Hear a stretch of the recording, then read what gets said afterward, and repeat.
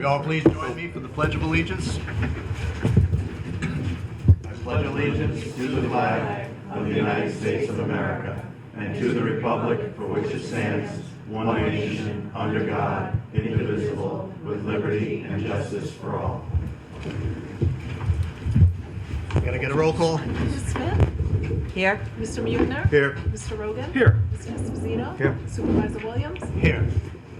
First on tonight's agenda, we are joined by Ken Silver, Carmel Central School District, and... I'm Eric Fairman, the superintendent. Okay. Ken, the floor is yours. So I'll introduce Dr. Meehan. So I'm the Assistant Superintendent for Business. Erin is the Superintendent of Schools. We're going to talk to you a little bit about our budget and where we've gone from last year to this year. And we have a handout for everybody, and while Erin starts, I'm going to hand that out to everyone. Thank you for the opportunity tonight. We really appreciate it. We wanted to just talk a little bit about the budget process and share some exciting things that we're proposing for next school year. But we wanted to start with, and you're going to get a handout, and we're just going to go through that. We have it on a PowerPoint. We think it'll be easier just to work through it on the sheet paper. But we, as Ken shared, I'm the superintendent. I have two last names, so it's Erin, Meehan, Fairban. When we're looking at the budget, we really want to keep focused on our mission and vision. And we really want to create programming that meets each individual student's needs, addresses both academic and social emotional, so the whole child, and make sure that we're creating innovative programming that really works for students and for families. So we want to talk a little bit tonight. Ken's going to go run through some of the figures. But we had a budget advisory group that met throughout the course of this year. We met often, and we we talked big picture, because if you recall, last year was a pretty tense budget season. And coming into Carmel, I decided that one of my goals was to really have a budget season that was calmer, that enfolded and included a lot of stakeholders and voices, and really our attempt was to get as much information as we could to create a budget that was fiscally responsible, but also address the growing needs of the students within our school community. So this page, the Budget Advisory Committee, just acknowledges the hard work. We had over 12 meetings. Our meetings, we started out virtually, and then we decided that we wanted to have them in person. So the individuals on this list came to 3 and 4 hour meetings to go line by line through our budget and to give us feedback, to take feedback and then give feedback on where we were headed. So I wanted to acknowledge that. And I'm going to talk at the end about some of the programming that's included in our budget for next year. But Ken is going to run through some of the figures and how we got from last year, a very tense budget season, to a calmer budget season. So he'll be talking about that. So, Ken, All right, thank you. Thank you all for having us again. So last year was pretty tense. Neither the superintendent nor I were here, and there was what I actually call a manufactured crisis. There really was no problem. They underestimated the revenue substantially. They overestimated what the expenses were going to be. And at one point, they thought they were some $6 million in the red, and we ended up with $6 million in the black. And that $12 million swing is pretty hard to say how we got from there to here without saying some things that aren't so nice. So we'll say that it was tense.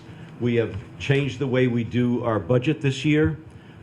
We have in our line-by-line budget, which you can see on our website, a detail for every single item, what it was, what we expect it to be, what it'll be next year. Our budget is $147 million for next year. $102 million of that comes from taxes. The balance of it comes from state aid and other sources, and that does not include about $2.6 million from the feds. Not knowing what that will bring in the future with our $2.6 million in grants, we have substantial reserves such that no matter what happens, if we lose our funding for our food service, if we lose our funding for our Title I, meaning special needs children, we have enough to go for a number of years to fill that gap if it's necessary. We're not like Harvard with $63 billion, but we have enough to make do if we need to without cutting our programs or hurting our children. I'm on the page that says budget factors. If you want to turn to that. Last year we had no tax increase amidst all the tumult that we had. This coming year we have a 0.74%, which is about 0.7% of a tax increase. For the average home worth about assessed at about $350,000, it means about a $52 increase for the year in the school taxes. There was nothing last year. That small increase, I shouldn't say small increase, that increase will provide us with about $750,000 towards what we need for the year. The balance of what we're getting comes from increased state aid that we're anticipating and other sources of revenue such as interest income, which is about $1.8 million this year, but was underestimated at $175,000 last year. So it was underestimated by $1.6 million. State aid was underestimated by well over $1 million. Fixing those numbers to show what they really should be and what they really are makes all the difference in our planning. Our 0.74% tax increase is the lowest in the area. The closest to us is Pocantico at 1%. All our neighbors are over 1%. In fact, with what's called the tax cap, the maximum that you're allowed to tax, increase in taxes, we are 25% of what we could actually tax if we wanted to. And we're looking at the CPI, right now 2.95%. That actual CPI comes from the May Northeast CPI. We don't know yet what it is because that doesn't come out for a little bit, but we're estimating that it's about 2.95%, and our budget is going up more than that, but the taxes are going up very little. I'm on the page called Budget Factors. We have 8 different contracts with our contractual obligations are around 2 to 2.5%. We feel that we have righted the ship. We have changed the way we do it. We have changed what the public thinks. We had, 28 different budget hearings, now 29. And we still have we have another 6 or 7 presentations that we're going to be making in the next few weeks. We have a budget hearing on May 7th, and our election is on May 20th, Tuesday, May 20th, at our regular school sites. We have, you want to take this, student? Sure. So one of the things that we're facing is we're really looking at how do we individualize instruction for our students, and we're doing that in multiple ways. What we're finding is that we have students, and you've heard this, transitioning as we transitioned out of COVID. We identified that some of our students needed more social emotional supports and had challenges that we needed to make sure that we are addressing. So this budget does cover the specific needs of individual students. And we're looking at also partnering with various county agencies to bring services into the school to provide those additional supports. So that's one area that we're highlighting. And we're also creating, and I'll talk a little bit about it in a little while, more opportunities for career and technical education. So really looking outside of a traditional high school traditional opportunities for students, and really looking at how do we create opportunities for our students if they choose to not go on to college, not have the ability to go into a sustainable career. So we're really looking at those opportunities. Typically it would be through a BOCES program, but we're looking at being able to provide some opportunities for career and technical education through our school, and then students can choose that as a graduating pathway. So we're looking at opportunities for that, and we'll highlight that in a little bit. So I didn't mention that last week the board unanimously adopted the budget. That was not unanimous in the past, but they were very pleased with what we presented, and the detail, the transparency that we presented is just new and was very much appreciated. I'm on a page that says current budget status. Our current budget is $141 million. It's going up if the community approves it to 147. The middle line where it says 150 million is what we could be if we wanted to. And we could have a 3.06% tax increase. But again, as I mentioned a bit earlier, we're only doing 25% of the increase that we could actually do. On the next page, revenue sources. We're expecting our state aid to be $41 million. We do not have an exact figure. You may all be aware that the state budget has not been passed. We are only using preliminary figures that we got on January 21st, and until we have anything better, we just have to go with what we have. And all the school districts in the state are in the same place, and that deadline for the state has now been extended, I think, till tomorrow only, but they may extend it further because they just haven't agreed on everything. Our fund balance, we're appropriating $1.7 million of our fund balance to use in part for capital projects. When we do projects within the budget, we get 60% state aid back for those projects. They have to be identified. We're doing things like air conditioning, we're fixing staircases, things like that. Go through the state, they approve it, and we get 60% back when we do it that way. As opposed to having a bond, this allows us to do it from the money that we have in the budget. Also, our reserves are $26 million. We're using $1.7 million of that $26 million. It's about 4% of it. And we anticipate having maybe $3 million left over at the end of this year. So we think we'll have somewhere around $29 million at the end, which will allow us to take care of any emergency that takes place, any change in funding that takes place. We are going to be okay going forward. If the budget didn't pass, I'm on the next page, contingent budget, we would not be able to buy at least 6 new school buses to replace buses that are 17 or 18 years old. We would not be able to buy 7 small buses. That would be gone. All other equipment would be gone. Use of the buildings would have to be paid for by anybody who uses a building. We would not be able to buy certain types of supplies. Certain field trips would be limited to people paying for the field trips. And that would reduce the taxes, reduce the budget, but it would also cut a number of programs that we consider vital for our kids' education. So I wanted to talk to you for a few minutes about some of the programs that we're talking about being able to sustain or add through this budget. And we broke it into safety and security, curriculum and instruction, and then a direct impact on students. While all of these have a direct impact on students, we wanted to make sure that we were highlighting the student experience and being able to make sure that our students were getting a quality education. Under safety and security, we're really looking at increasing 2 more SROs. Currently, we have safety patrol officers in our elementary programs, and we have 1 SRO at George Fisher and 1 SRO at the high school. We're looking to add 2 SROs at both George Fisher, so 1 additional one at George Fisher and 1 additional one at the Carmel High School. We want to be able to do that because we want to ensure that our students are safe and we're monitoring and addressing their needs. What's that?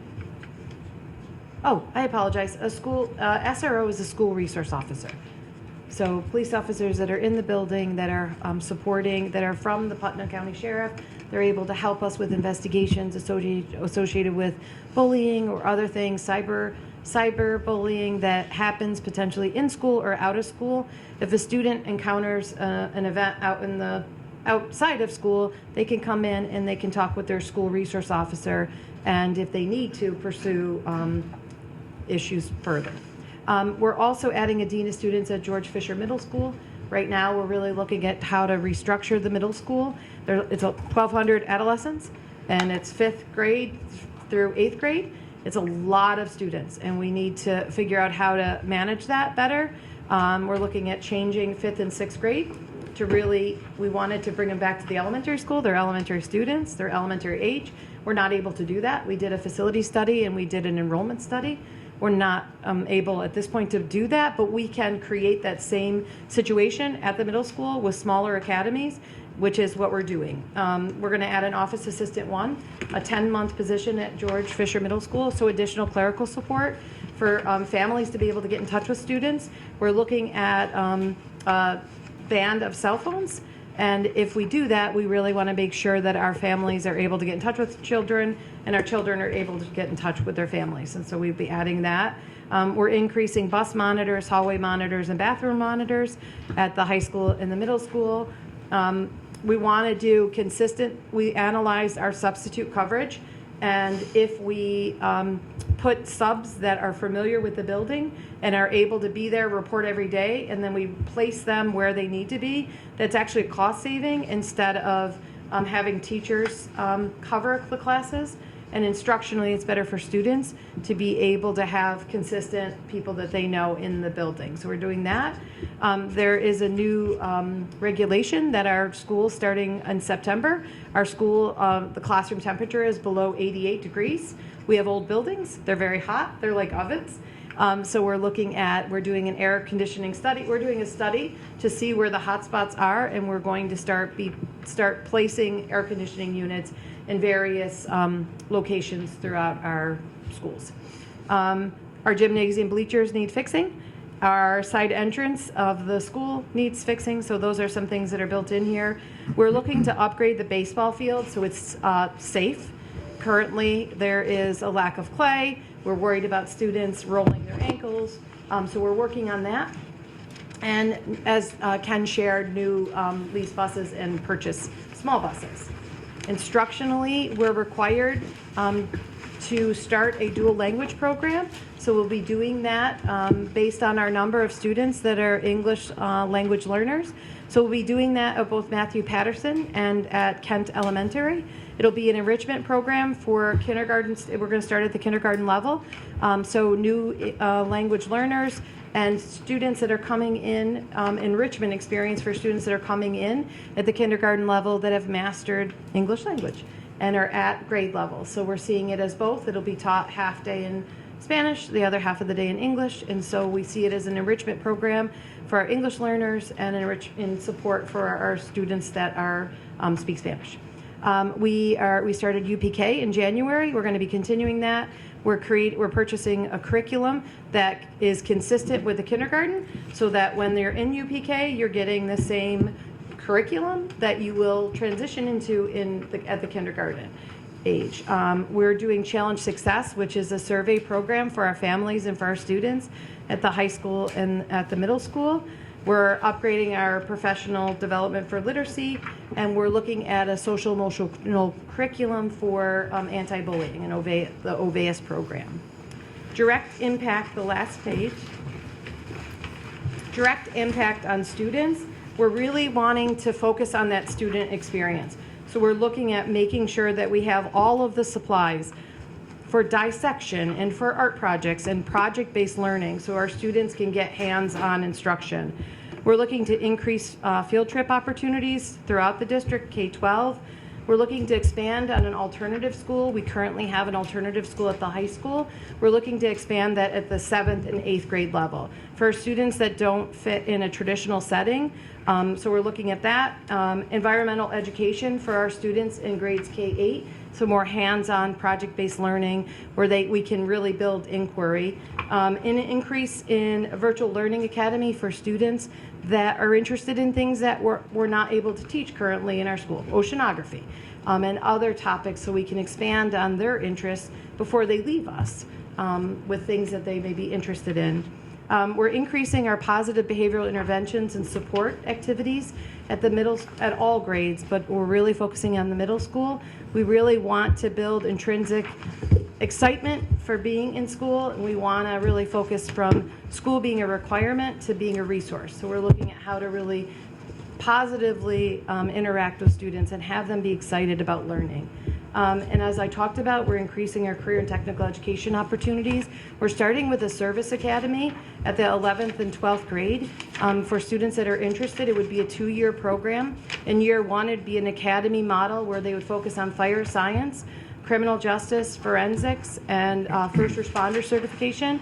And in their second year, they specialize in one of 3 areas with internships, also an internship at EMT, an internship, in a civil service. So really focusing on giving students the opportunity to explore things before they leave us that they would be interested in doing after high school.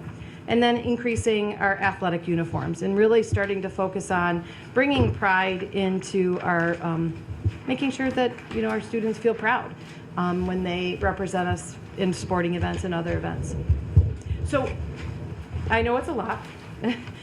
We have the opportunity, if you have other questions, you can call us and we can sit down, we can go line by line through things.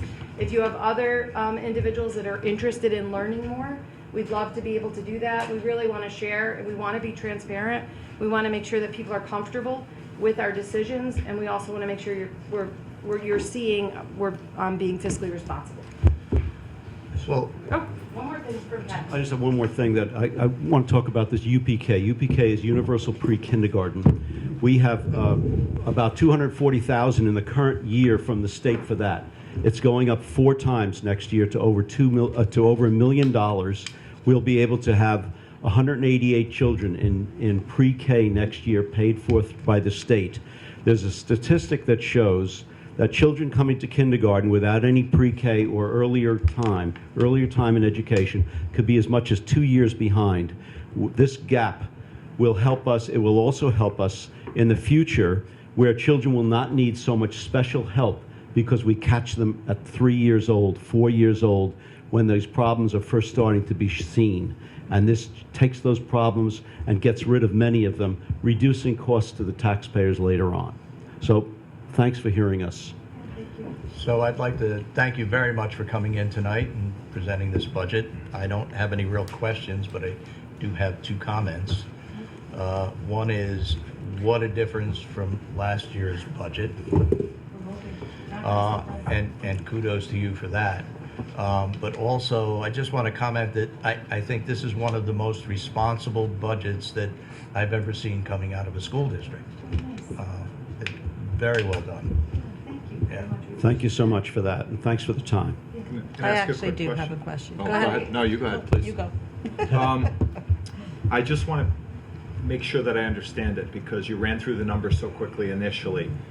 A 0.74% increase. If you go back to your current budget status and preliminary budget page, I'm just not seeing the numbers adding up, and maybe you can get back to us with. That 0.74% is the tax increase, not the budget increase. Oh, got it. The budget So where does increase that- is so if- 3.9% is the budget increase. 3.9. So if you take the 141 million on the top of that Right. page, Right. multiply it by 1.039, you'll get that 147 million. So the 3.9%, while it's not a tax increase, it is an increase in budget. That money is coming partly from fund balance, 1,750,000. Where's the rest of that coming from? 750,000 is coming from the increase in taxes, Okay, and the balance of it's coming from an increase in state aid. state aid. Okay, We know that our foundation aid, basic state aid, which is not related to the number of children, it's what we get, is up 3.62% for next year, and that's what that difference is. okay, thank you. No, I think it's important thank you for providing that, because sometimes people focus on just the percentage of the tax increase, but it's still an increase in spending. And I just think that's important for people to understand. Thank you for that. Thank you. So I just want to make sure, because I actually wasn't aware of that. When you opened up, you said that we were 6 million short last year, but we were actually 6 million ahead. Allegedly on the earlier part. Yeah, so allegedly short, but I think that is what everyone heard Yes. and didn't know about this. Was anyone here aware of that they No. were actually, No. in the black of the 6 million? So, I mean, that's great. That makes me so much happier when I pay my tax bill to know that. Well, so that money, that $5.7 million that was left over at the end of last year, went into reserves, restricted reserves that can only be used at the approval of the board. And so that's there, and that's part of the $26 million that we now have, and anticipating substantially more at the end of this year. Okay, that's great.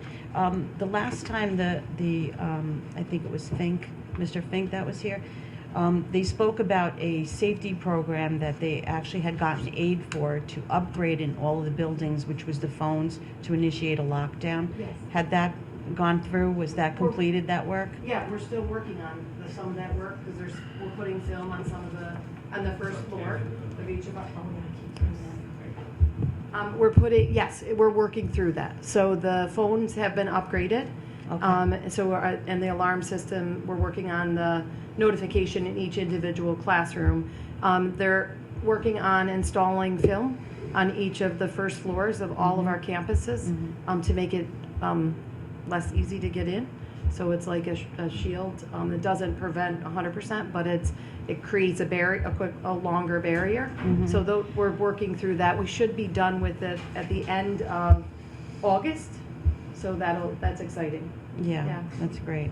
So that's part of it, $11.8 million safety and security bond. So we have not spent any of that money yet. The work hasn't been done. It was only approved by the state a few weeks ago, but we're well on our way to getting started with it. And just as a note, that there's no tax impact from that Right. at all. And any future bond that we will be recommending will also have no tax impact. Right. There was actually a proposition for that in the vote last year, Yes. but it did not impact any of the tax. That's correct. It was on the May of '24 vote, and that work it takes about a year to get approvals from the state. And we will get about 60% state aid on that project. Okay, great. And I just listed two of the things that are starting to happen. So the phones have gone in, which is wonderful. And then the film, that's actually the film, all the measurements for the film on the first floor were done last summer. So that they're installing all of the film now and moving forward. Okay. But there's a few other things that we're upgrading with the system as well. One last question and then one comment. The ban of cell phones. Yes. Can you go into that? Because that's something that's a little disconcerting to me. I have 6 grandchildren. They attend Carmel schools, and I like to know that they have their phones on them. I understand. I have 2 children that are adults, and I track them still. So we're working through that. We're waiting for additional guidance, but we're preparing for that. We did a community read on the anxious generation, and we're just talking through the impact of cell phone usage on young minds. So we're talking about that.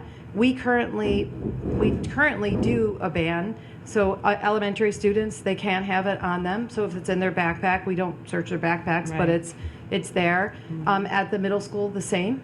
The students are not allowed to walk around with cell phones. If they have them, they get off the bus, they put it in their locker, they're done.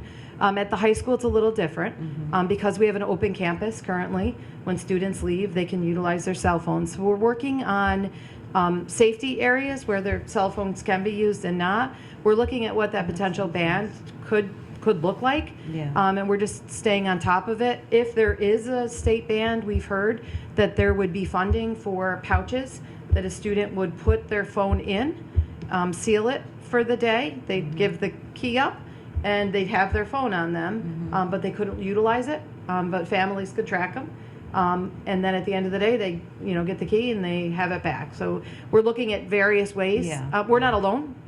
Every school district will have to do that. So I see. But we are preparing for one of the reasons we're adding the office assistant at the middle school is because we want to make sure that students have access and families have access because we've gotten really used to be knowing where everyone is at all times, right? So we just have to work through what that's going to look like. Yeah. Well, that was my question. I was wondering, was this going to be a collection and redistribution of them? It's going to take up a lot of time of the day, to actually physically collect them and then return them. So. We're not sure how that's going to go, but we do know that that's about the only thing that the state legislators have agreed upon. That is coming down in the next week or so, a ban on phones in the schools. We think it'll be similar to other mandated practices where they allow local decision. And so if that's the case, I'll meet with my superintendent colleagues and we'll talk through that and then meet with families and figure out how that's going to work. Because it's not just a student concern. It's a community concern. Everyone has their cell phone on them. They're, constantly in contact. So it'll be something that we'll have to work together on and we'll have to figure it out. And I agree they're an issue, Trust me, I agree they're an Yeah. issue. The other one was the UPK. Are you transporting those students? We are not at this point, but we are, what is exciting is Putnam County is working on an inclusive facility for UPK, and they believe that they can get a grant for transporting. We're partnering with them. We're partnering with lots of different providers because we weren't able to provide transportation. We wanted our families to be able to access the easiest spot, and we also are not looking to put child care facilities out of business. We want to keep the thriving businesses. So we aren't, but we do believe that Putnam County is going to access a grant to be able to do that for students with disabilities, and they are working with us because they found a district upstate that actually transports all students and actually through a grant and gets a refund back for the transporting. So we're just looking at those opportunities. So Brewster actually transports the That's UPK. nice. Yeah. The reason why I'm asking, so the UPKs, the parents are driving them in the AM and the PM. Yes. Just to comment, if you coordinate the arrival time or the leave time with the regular school day, you could at least offer maybe a transport in or a transport home. Yeah. That was my comment. Yes, and we had a UPK advisory board, and we've been trying to figure out how to do that. We're looking for drivers for our regular routes and for our athletics. So taking on UPK would be a little challenging. Once we're fully outfitted, we may be able to do that once we get these new buses. And Well, I'd be happy to be on your board. Okay. I coordinate the transportation for Brewster. Oh, right. So, and I know Okay. it's a little tricky, and you It have is. to kind of work around times and routes. And I speak with Mike a lot, your supervisor Yes. there, and Okay. I could probably offer a lot of help. Okay, well, we have Okay. a UPK advisory board. So absolutely, that'd be If great. you want to send me the information. I certainly will. Okay. Yeah. Thank you. One thing about transportation, we're about to be establishing something called child safety zones, where if a child going on the way to school crosses a certain number of streets, is on a busy street, if the sidewalks are too small or non-existent, a number of things like that. When you get to no crossing guards, no buttons to push if there's a traffic light, if you get to a certain number of points, you are then exempt from the mile-and-a-half rule for state aid for transportation. And we've done this through BOCES, and we're about to get the result of that. We anticipate being able to transport children much closer than we currently do and get about another $500,000 in state aid. I'd be happy to talk to you about that if Well, you'd be that interested. would be great because, when we run our state aid, we actually do pick up within the mile and a half. We do provide that transportation for those children. But there's a way to get But, that money. Huh? There's a way to get that There's money a way to back. get the money. Did you hear that, Scott? Great. Thank you. We'll be Thank you so talking. much for having us. Thank you. Thanks. Okay. Before you run away, does anybody in the audience have any questions? We take a few questions. John, if you want to just step up to the mic. John Flavin, Cornwall Hill Road in Patterson. You have to be blessed working with an advisory committee over 40 people and getting the things done that you did. So hats off to you. Thank you. We make delicious cookies. You must have some special ingredients. Anyone else? I came in a little late, but I just had a question about the cell phones.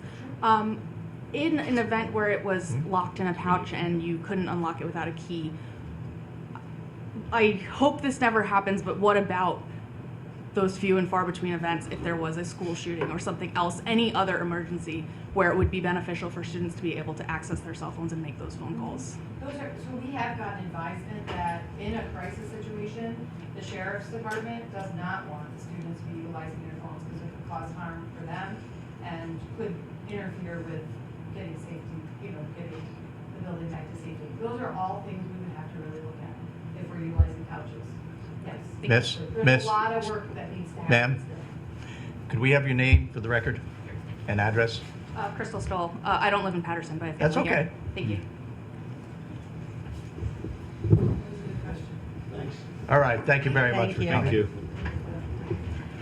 All right, before we move on, I see we have the air conditioning on. I want to make sure everybody here is comfortable tonight. Everybody's okay? All right, moving on. All right. Can I get a motion on the reports? Yes.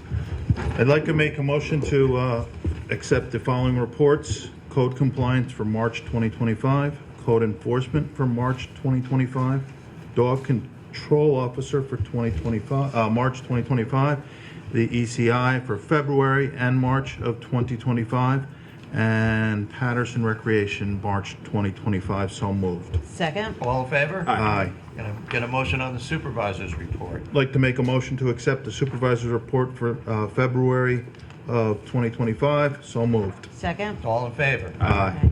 Can I get a motion on the minutes? I make a motion to approve the following minutes for the town board minutes, February 26, 2025, March 12th, 2025, and March 26, 2025. So moved. Second? All in favor? Aye. And would somebody like to audit the bills? Sure. I'll make a motion to approve abstract number 6, dated March 28th, 2025, in the amount of $533,910.29. So moved.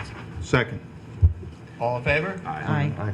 Peter, you still Yeah, I do know. the others? Oh, I know. I'm sorry. Jumped Yeah. right in. I'm sorry. Yeah, I didn't know what happened there. Those are minutes for the public hearing. So we're back to the minutes. Yeah, I'm just ready to go. Yeah, we're working. Make a motion to accept the public hearing LL number 1 records minutes for March 12th, 2025. So moved. Second? All in favor? Aye. Aye. Make a motion to accept EMS bids from March 7th, 2025. So moved. Second? All in favor? Aye. Make a motion to accept highway bids for March 19th, 2025. So moved. Second. All in favor? Aye. Okay. Order the bills. One No at a budget time, huh? transfers. All Take right, it. no budget transfers. I guess we'll roll right along. See? We have That's some right through that. recreation requests. Is that okay? That Is that is good. good? Is that Let's what you go. want? Let's go. Okay, someone's got to get to bed. So we have here a non-bid procurement request form from Mr. Matt Chabaro, looking to purchase a 24-foot custom inflatable gaga ball court. I looked at these pictures. This looks like a lot of fun.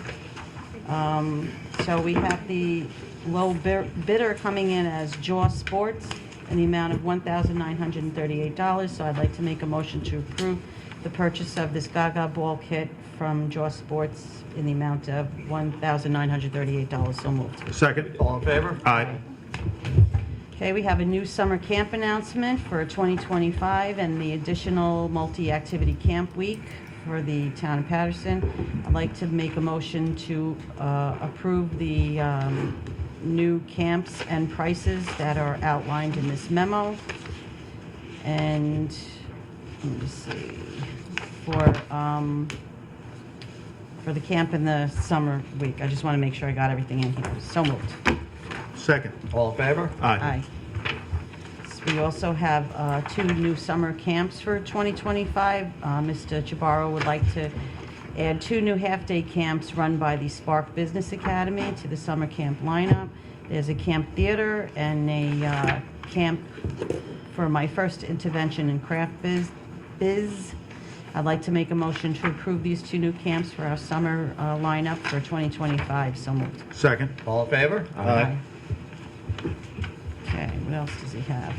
All right, Mr. Jabaro is partnering with the Spark Business Academy to offer another new programming at the rec center called My First Lemonade Stand. This is learning how to make sweet and tangy lemonade and make money selling it. Sounds like an excellent program. I think that he'll probably fill this one up fast, so if anyone's interested, please get on the pattersonmyrec.com website and sign your children up. I'd like to make a motion to approve the new partnering with Spark Business Academy for the My First Lemonade stand. So moved. Second. All in favor? Aye. Okay. Okay, next we have another non-bid procurement from the rec center for the replacement of the old gym lights, changing them to LEDs. We have the low bidder coming in for Echo Electric in the amount of $9,000. So I'll make a motion to approve Echo Electric to replace the gym lights to LED in the amount of $9,000. So moved. Second. All in favor? Aye. Oh, Matt's been very busy. Yeah, my goodness. Only two more, right? Hi, Daria. So we have another non-bid procurement request form for 34 white T-shirts with the design logo on the front and back. The low bidder here is Extreme Designs in the amount of $331. I'll make a motion to approve Extreme Designs in the amount of $331 for these 34 white T-shirts. So moved. Second. All in favor? Aye. Another one for 61 Stealth Camo Sleeve Performance Wicking Shirts for an upcharge and 2 screen charges. So the low bidder here is Extreme Designs in the amount of $1,100.83. I'll make a motion to approve this Extreme Designs in the amount of $100.83. So moved. Second. All in favor? Aye. And that's it for the rec center. Mr. Esposito. Okay, thank you. I have 2 resolutions here for, just a second. Seasonal load bids. Yes, thank you very much. So, we accepted bids for, like I say, contract number 1 for seasonal load bids. The lowest bid was from Regional Property Maintenance, LLC. This is for lawn and maintenance for the 2025 season. This is in the amount of $11,000. And so if there are no objections, I move this resolution forward and ask that it be entered into the record as though read. So moved. Second? All in favor? Aye. I have a second contract also for lawn and landscaping maintenance. This one is specifically for Putnam Lake Park District. This is also the low bid from Regional Property Maintenance LLC. This is for $6,000. So if there are no objections to this one, I move that this resolution be moved forward and entered into the record as though read. So moved. Second? All in favor? Aye. Okay. So now I have, this is something that's occurred a couple of times. There's a house on 26 Quaker Manor Lane, an abandoned house we've talked about a couple of times. It's a safety issue, it's a security issue, it's an eyesore. So we had, and the building department has a report here from Mr. Eric Kupferberg. He's a registered architect, and he did a site visit to see what was going on here. So I'll just kind of give you some of the details of what he wrote. The building has no front doors, it has no windows, there's broken glass everywhere, the stair rails are missing, the appliances have been vandalized, a bunch of different things that are hazardous conditions. He says that structurally the framing on the house is okay, but considering that there are no doors, no windows, it's exposed to the elements, and if you don't take care of it, it'll deteriorate further. So, and this is the inspection date is 4/4. Building department received it on 4/9. So I make a motion to accept the recommendations of the registered architect on the building at 26 Quaker Manor Lane. So moved. Do I have a Second second? for discussion. Yeah. Yeah, so securing premises, boarding up, this is a temporary. I thought we were Well, heading so, down a different path on this. so my question to Jamie is, does this give us enough to go in there and remove the building? He expresses obvious safety concerns, but it is concerning that structurally he indicates that the premises is still sufficient. I certainly think that it gives you cause to do whatever can be to remove the pool in the back. That's a clear safety hazard. But for the house itself, it would have been appreciated to have more of a clear indication that there is a safety hazard. That can't be rectified with a simple boarding up of the house. I mean, it does basically say engineered framing materials do not fare well when exposed to humidity and temperature fluctuations, and if left in this present condition, will probably, more will be needed. My read on it is he's saying it's going to be in condition to tear it down soon. Right. And that's what's troublesome about it. All right, so we should reach back out to the architect and get further Clarity. Clarification. Yes. Okay, we'll do that. I think though that here, the pool cover is sagging and is a hazard due to the low water level. Additionally, there is no barrier around the pool from the yard or from the house, which is a little, you know, you could have to worry about someone's child going into that yard. I mean, that's something that we should do something about, I think, immediately. Can someone go up there this week and look at that and see what we can do? I mean, I know if we're looking to take the home down, but in the meantime, someone can get hurt.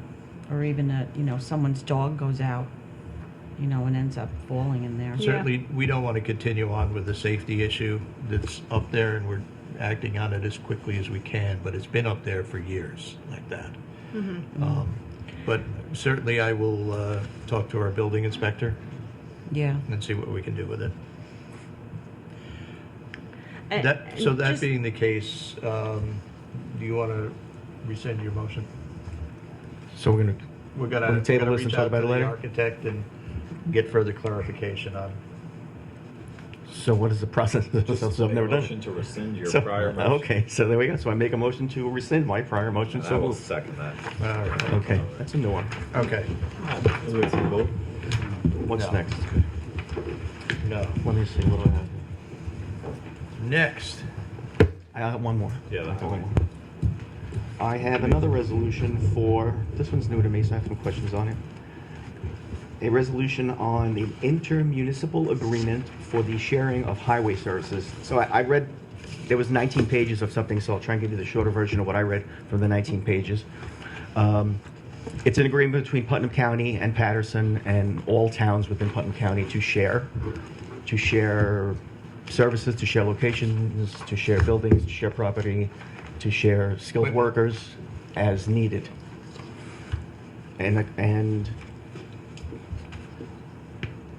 The benefit, we hope, the benefit is, it's a benefit to the town in saving on, let's see what some people highlight here. Promotes government efficiency. We hope, we love that. Taxpayer savings, elimination of redundant services. So it all sounds good. I'm just curious, is this something we do regularly? We do it each year? So, no, it is not something we do every year, but it is. Share equipment. It's something we've been doing for many, many years. Everybody has been working together quite well and sharing equipment. And now it's official? But there's no formal agreement to do it. Okay. And so everybody got together and said, we really need something, some formal agreement, both so that we know what the parameters are, of sharing of services and equipment, but also so we can formalize and take credit for what we're doing as a shared service. Okay. So the county was good and gracious enough to put this together.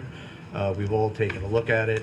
There is an easy out if we don't like what we're doing or we don't like what we see. 30 days notice, we can get out of it. So Okay. that's where we are. Okay. And it says here that it's good for 12 months and it renews automatically after 12 each year. So we've had our discussion. If there are no objections, I move this resolution forward and ask that it be entered into the record as though read. So moved. Second. All in favor? Aye. Thank you very much. Peter? The Justice Court needs new furniture. So that went out to bid, and we have a proposal from Hudson Valley Office Furniture in Wappingers Falls in the amount of $11,230. I make a motion that we accept their proposal and allow the court to get their new furniture. So moved. Second. A little bit of Okay, discussion, yeah. just so everybody knows, this is based on an award from the state for a grant. Is covering the cost of this furniture, is not being paid for Oh, by the sorry. town. All in favor? Aye. Any opposed?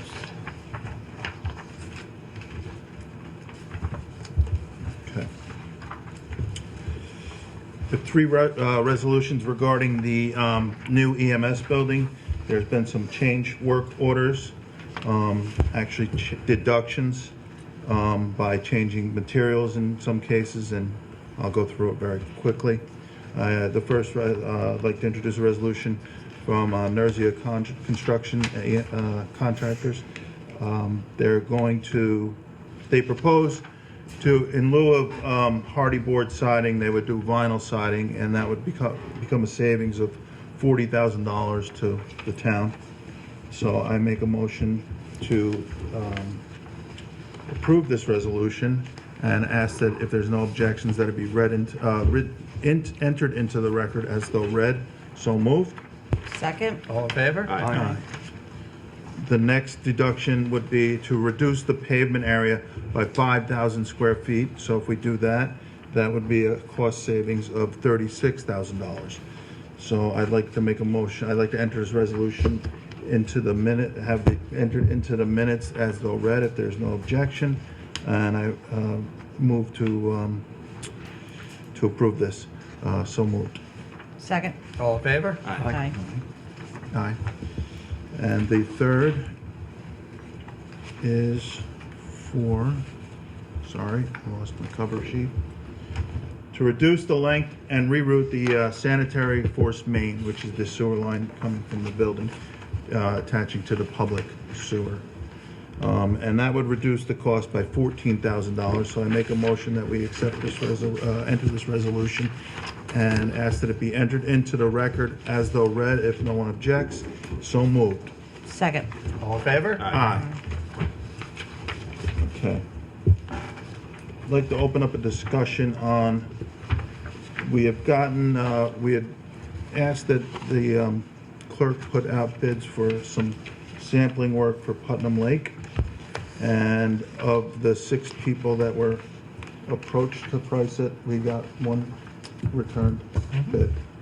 And that bid was received from Nicole White, CLM, which I'm not sure what that is, certified something, Lake person. Rich has met with her, or spoken with her. I've spoken with her. And was very pleased with how she responded to his questions and her ideas going forward, and the fact that some of the previous testing needs some work, but she would be willing to do that work included in the contract price of, is it 49? Is that it? That's it. So I'd like to ask, I'd like to accept the proposal from Nicole in the amount of $49,950 to do this testing for the lake. So moved. Second? Discussion. Yes. Anybody else have any questions on this? Not as much a question, but a comment. I was happy to see the level and complexity of the different testing parameters. I like to see that they're going to be sampling dry weather and wet weather events, quite a few of them, 12 dry weather and 9 wet weather events. That's going to tell us a lot. I also liked to see that they're going to be doing sampling while we don't want to have HAB events, while there are HAB events throughout the summer, that they get an idea of exactly what we're dealing with for the lake. So I think this is going to give us some really great baseline data that will be necessary for moving forward with improvements for Putnam Lake. So I'm fully supportive. I absolutely agree. One of the items we discussed was the sampling, stream sampling in here was for 3 tributaries, and we have at least 7 main tributaries going into Putnam Lake, as well as some 70 other outfalls going into the lake. So there may be some adjustments as we move this forward. But I think this is very comprehensive. It's going to answer a number of questions. Meg, have you had a chance to take a look at it? Good. Okay. And I also want to say that the bulk of the cost of this is being covered by a grant we've secured from the state. So, It's great. Great work. We can vote now. Anybody have any questions on this before we move this? Just a comment. So will we have those aerators in there before or during, or I'm just curious? We sure hope so. Meg has been badgering him quite a bit. Good job. Giving a loving push. Yes, right. Nudge. She's holding him under the lake wall. All right, all in favor? Aye. Any opposed? All right. Alrighty. Next item we have comes from our EMS department. This is for some service that is required to some of the very crucial equipment that our EMTs use, the power stretchers, the power load system, and the stair chair. So this is simply a servicing, preventative maintenance service by EMSAR, the low bidder, for $1,750. I'll make a motion we approve the non-bid procurement as stated. So moved. Second. All in favor? Aye. And next is simply an update. As everyone has heard many times, we've been working diligently on getting an extension of the water supply from Dorset Hollow to the Front Street area, and we are beginning that work. The contractor is out there in earnest, and they've completed the work to the existing building, the water treatment facility, done some grading and drainage work, and they will begin on the installation of the water line. This is by Merritt Construction. The water line connects from Dorset Hollow at the intersection of West Street, continuing down South Street. This is right over here across the street from Town Hall, and to Lumber Street. And the good news is they're doing a lot of this by directional boring, so they're boring underground. So it's going to minimize a lot of the concerns and impacts to the people who live along those streets. There may be some minor interruptions, but the crew that's out there is going to do a really good job in trying to minimize those impacts to the greatest extent possible. And so that's simply for an update for the community. Thank you. Thank you. Thank you. So a week ago this past Friday, every supervisor in Putnam County and every village mayor met over in the town of Putnam Valley, and we met with our state representatives as well as our county executive. And the topic was the county legislators' intent to reduce the sales tax in Putnam County. And you know, the towns are all in the same position. We're getting hit constantly with state mandates that we have to push back on our taxpayers, and we're all looking for alternate sources of revenue. And we thought that a better use of the sales tax would be to share it with the towns so that we could offset some of the costs to our taxpayers. To his credit, our county executive ended up supporting that proposition. We hammered out, sitting in that room, a plan to do just that for sharing of sales tax with the towns. And at that point, the county legislature adopted a resolution to actually reduce the sales tax. Our county executive has vetoed that and is looking for the support of every town through a resolution for the plan that we have come up with for the sharing of sales tax.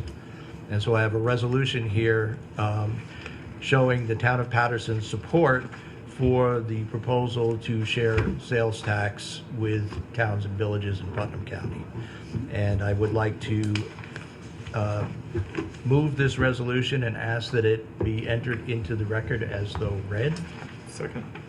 Any discussion? I just wanted to ask, I remember this had come up before, a few years back, and there was some perks that we were getting that we would possibly not be getting if we got this. Is that happening? No. So that is not happening. Just so what Mary is referring to is the county pays for a number of programs that are actually town obligations. There is college tuition. Local municipalities are responsible for college tuition from state schools for our students that go to state colleges. We're responsible for what's called a platform tax. If we have a train station in our community, we're taxed an extra tax by the MTA. And there's a couple of other programs, but no, none of that's being touched. Okay, that sounds great. Yeah. Thank you. All in favor? Aye. Any opposed? All right, we're back to the 250 Celebration Committee. I've actually received a letter of interest from an additional individual who wanted to be on the committee. So at this time, I'd like to appoint Stacy Dumont to the 250th Celebration Committee. Second. Actually, it's a committee of the supervisor. I don't need a second. I'll second that. Just to make you feel good. We're all in favor. We're all in favor. Welcome to the committee. Good luck. All right, Ridge Ranch. So this saga all started about a year ago when Ridge Ranch made an application to go into the agricultural district in Putnam County. The town was notified. It was the first time we had actually known of the existence of Ridge Ranch. And there were a number of issues at that time. We had sent a letter back to the Farmland Protection Board stating our concerns, and specifically that in addition to the farming that they were doing out there, they were doing a number of other practices which are entertainment-based, which are not really farm practices. When you are inviting the public onto your property, that is certainly a health and safety concern for the town. The letter that we sent back basically said that we would like further discussions with them so we can explore if there's any opportunity that we could adjust our code. And actually, I did meet with them about a few weeks later. Their focus of the meeting was basically they wanted to be in the ag district, no ifs, ands, or buts. My focus was we need to have a serious conversation about what you're doing out there, because we want to make sure that everybody is safe, that our other residents in the area are not being impacted. And from that meeting, I thought we had reached an agreement that we were going to move forward with that. Didn't hear anything more about it until a few weeks ago when they were back in on accusations that we weren't providing documents, which was completely unfounded. And they were reminded that that there are issues out there. They're doing activities such as goat yoga, coffee with the cows, donuts with the donkeys, and other things where they're inviting the public onto the property. These are clearly not activities permitted within our zoning code, and so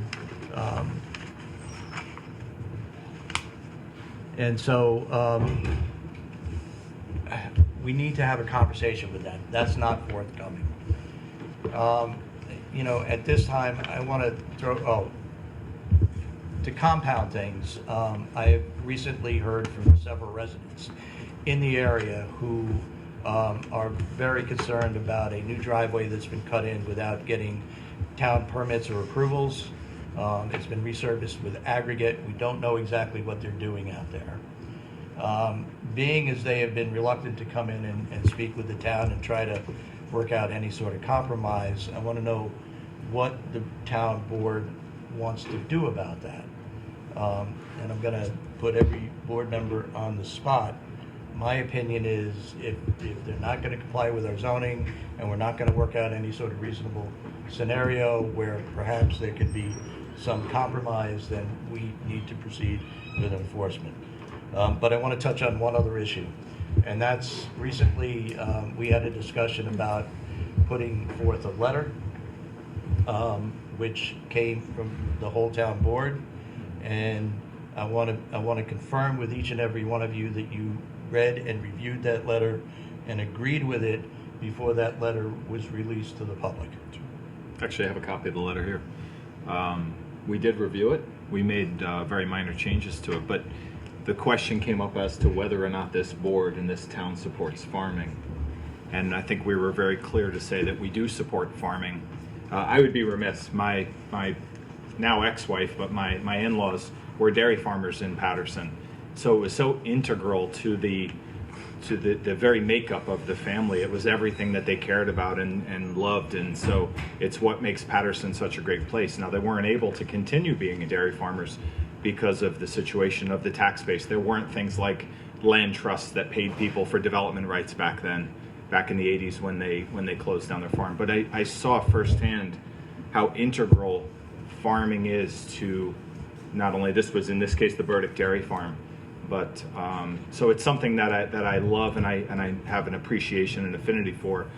And from the flip side, being the planning board chairman for almost 13 years and now on the town board, I have seen the instances where some farming practices ran in interference with residential areas. And I also worked from my position in the health department with Lori Taylor from the Soil and Water Board.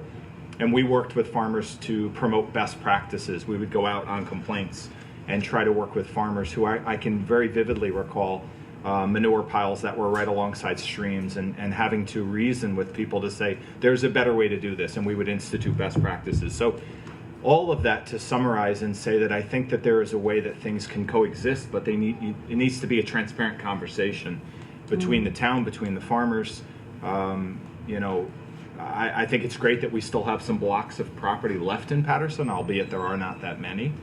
Certainly not very many great properties. But I think we were clear that we are willing to work with. And there's quite a few people in the hallway, but I hope that the folks who own Ridge Ranch are here. But at the last meeting, we did speak about talking to the town and coming in and discussing what practices are going on, regardless of what may or may not be going on with other agencies. I'm not really concerned with what actions are outside of this board, but with communicating in a cooperative manner. But I don't know if that's happened. You indicated it hasn't. Has not. So is Dan out in the hallway? We didn't want to disrupt. Oh, okay. No, you're not disruptive. But Dan, when you were in here, we did speak about that, and I thought you said we'd love to talk to you, but there hasn't been any conversation. So I would like to interject though here is that this agenda. can you come in and then just? I didn't want to interject in the middle of the meeting, but. No, there's no reason not to I'm glad interject. you mentioned that. Who are you? I'd rather, Cassandra Roth. Oh, I'm sorry, Cassandra. We spoke last time. You can move that away from the, Yeah, you can move it out of the way. Against the wall. So no one here in the effort of transparent communication let anyone at Ridge Ranch know that Ridge Ranch would be on the agenda tonight. Okay.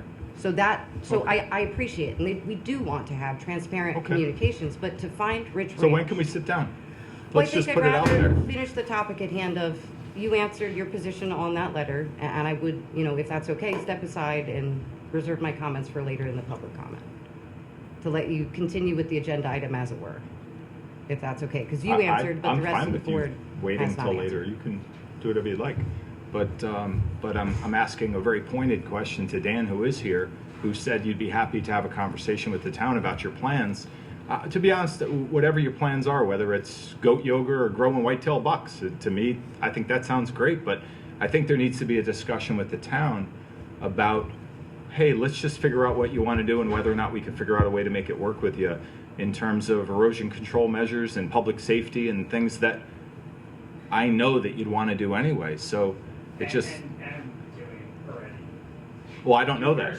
Well, How would I know that? Well, you're painting a picture that I'm doing things like having manure piles. No, I wasn't painting that of you. Let's be clear. I was painting that on... my farm that's a possibility. Sir, I wasn't painting that about you. Let's be clear about that. Don't put me in a corner on that. I was simply saying that... No, I'm simply saying that I was part of and these were horse farms that I was talking about, that I worked with Soil and Water on to institute best management practices where I could see where it was a difficult conversation to explain to someone. They'd say, yeah, but I'm in the ag district. And I'd say, well, no, that's not the issue. The issue is public safety and fecal contamination getting into the water supply. And so all I'm suggesting by that is the way that we work best is when we work together. It's not one person trying to do something. I'm not for over-regulation. I'm certainly not about that, but I am about working cooperatively with people. And I just want to promote that. So that's all I'm saying to you. Well, at least one of you guys are on that agenda because that's how I started out in this town. Mm-hmm. And if you go back on your emails, there are many emails to everyone in Patterson inviting you guys over to see what we're doing. I sent pictures with our donkeys in it. Rich came and shook my hand in my driveway, which is where my start of Rich not being honest to me began. And I was doing everything in my power to be an integral part of Patterson and following any rule that I could, the whole process. And then once we applied to the Ag District, that all fell out, which we will discuss shortly. But that is where the communication stopped, and that was not on my part. That was when my trust was broken by local government. Dan, if I could interject, 11 months ago, we met downstairs, and I asked you for a detailed description about what you were proposing to do out there, so we could come back in and sit down and talk about the town zoning. Correct. And what we might be able to do. And I still have not gotten that detailed description. You lied to my face that day. I did not lie to you. About many things, which I have it video recorded, and I will. That's fine. I Show will it. present every one of those if you want. Absolutely. You lied to my face that day. I and then we had absolutely ongoing did litigation that was the main focus. So my communication with you stopped the moment that you lied to my face for the second time. And there, I beg to differ with you. you I can did have your not opinion, lie. but I no longer Listen, respect if that you- because you lied to my face. Yeah. So, 2 times. and because you feel I I lied respect to you, all of you guys, but I don't respect you when you lied to my face, and I have stacks of emails going against our farm on every attempt that you possibly could, instead of working with me, and you acted like you didn't know anything that goes on with the Ag District, yet you were the main person fighting against us to the county legislators, which we just won that lawsuit today. well, I beg to differ on that. My understanding is the lawsuit was referred back to the county Correct. legislators. Correct. Which we'll see the decision now. Yeah. So you can have your opinion on that as well, but to me, that's a win because what it was denied for was wrong. And now I'm glad to let them vote on it again. I want to work with Town of Patterson. I want to be a member of this community for years and generations to come. My 2-year-old son out there, I want him to be proud of what I'm building with my family over there. I do not want to be adversarial with the Town of Patterson. Hey, Dan, At I all. want to tell you that I want to work with you also. Because I very much I appreciate that. completely agree that when we have viable farms, we want to support them. And we want to be there to support because we all know that whether it's all the different conflicting resources in the town, people want to build what they want to build, but we need to do it in a way that is collaborative. And if you know Correct. nothing else about me, it's one thing is that I like to work collaborative and build good rapport with people. And you do that by having an honest conversation. So I'm hurt by the fact that this was put out as an agenda item, and I was never once contacted about this. You have my cell phone number, you have my email, I've contacted. Why does this have to be a surprise for me to have to rush home from work to get to a meeting? You're talking about me being adversarial. I mean, I had to run here to defend myself. How is that working collaboratively? That to me hurt that my town that I'm trying to work so hard to be a part of and build something for doesn't even give me the chance to be here on time. Like, I don't know where what other opinion I'm supposed to get of Rich Williams and the town of Patterson when that's how this is being handled. And the reason I didn't set up a meeting afterwards is that there's a lot of ongoing things that didn't make it a priority to go meet with Patterson right this moment because there are a lot of ongoing things. I also don't have an answer on why my taxes went up 61%, and I was given a CO for a building that I'm being taxed on that I never built. well, I thought that, didn't we talk about that last meeting? It was resolved? Never got resolved because which is part of the reason we haven't talked yet. Oh, I thought that was resolved It over has a year not. ago. Well, according to our assessor, it has. So, Correct, but there will be legal action if that's how that stays.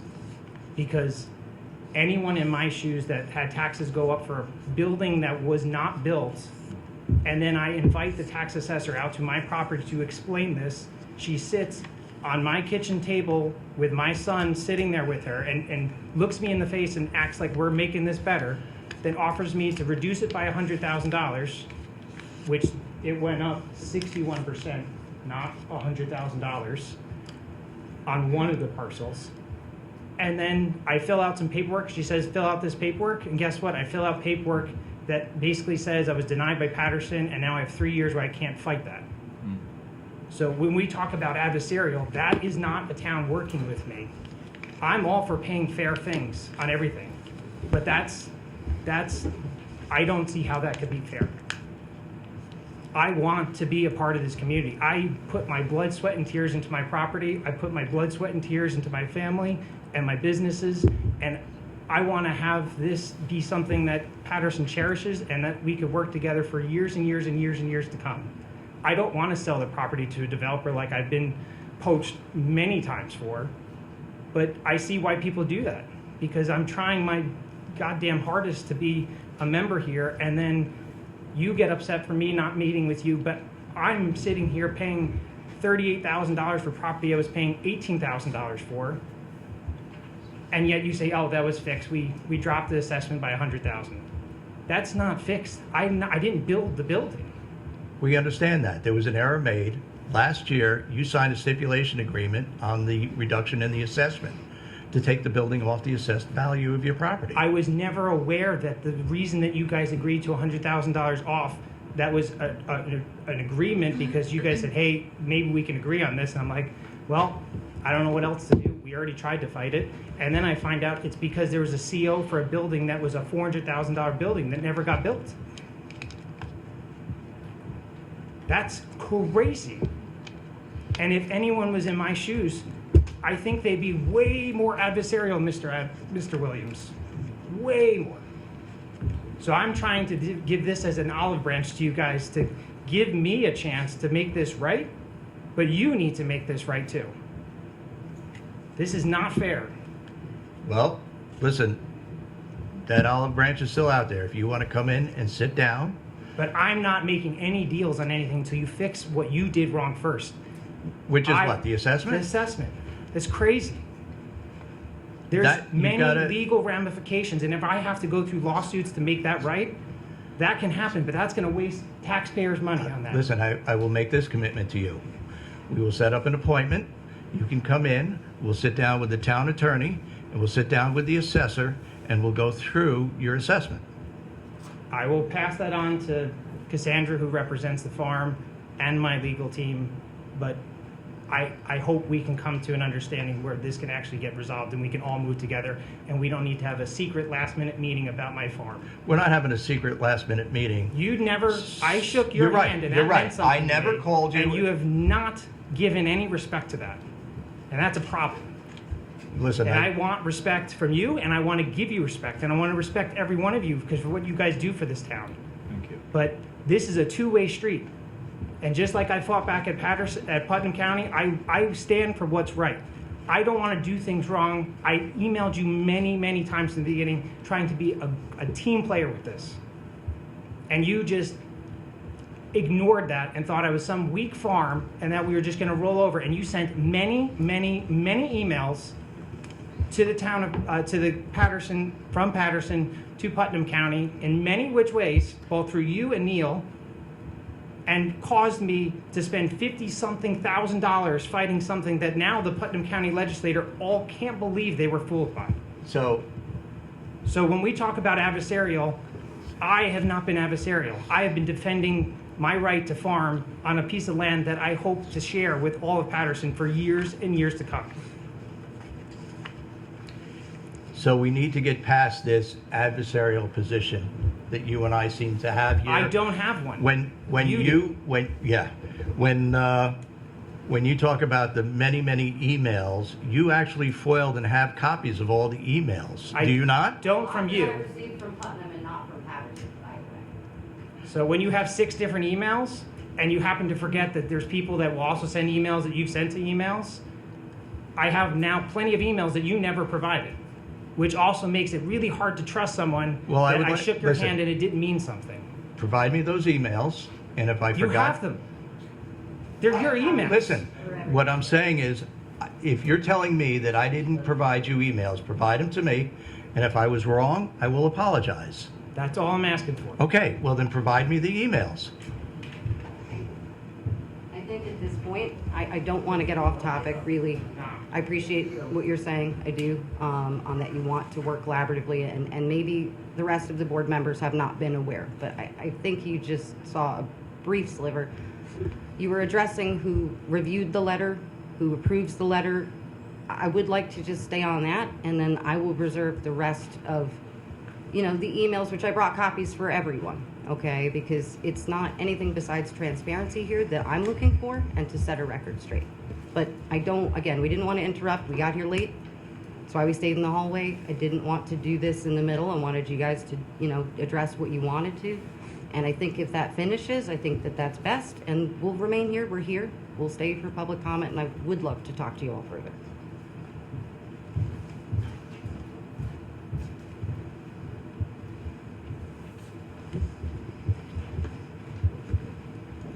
All right, well, being as Ms. Roth does not wish to talk until public comment, why don't we just table this till later in the meeting?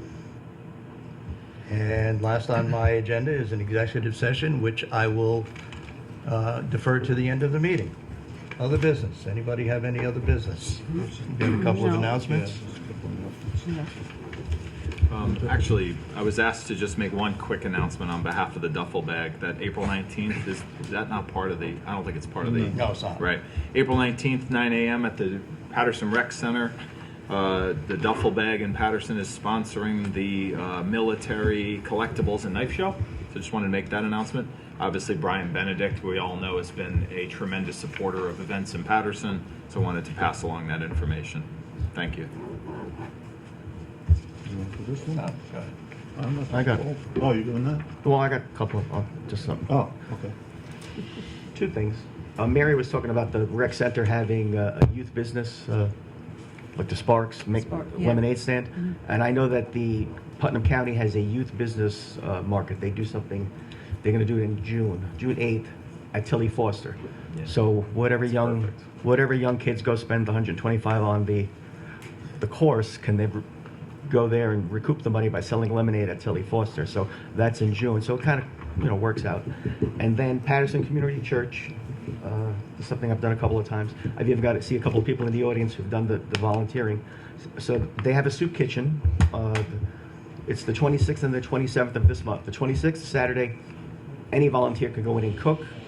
And then on the 27th, from 12 to 2, it's served free to come in and enjoy a hot meal and meet some people. So that's not this Sunday, obviously.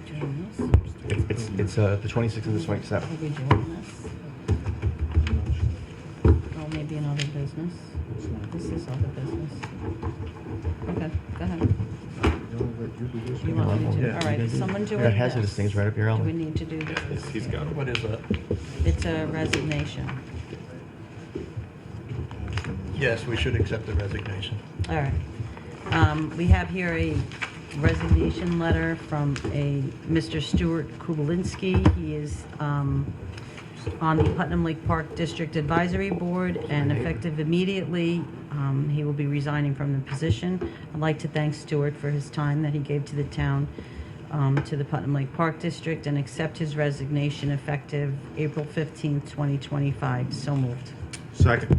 All in favor? Aye.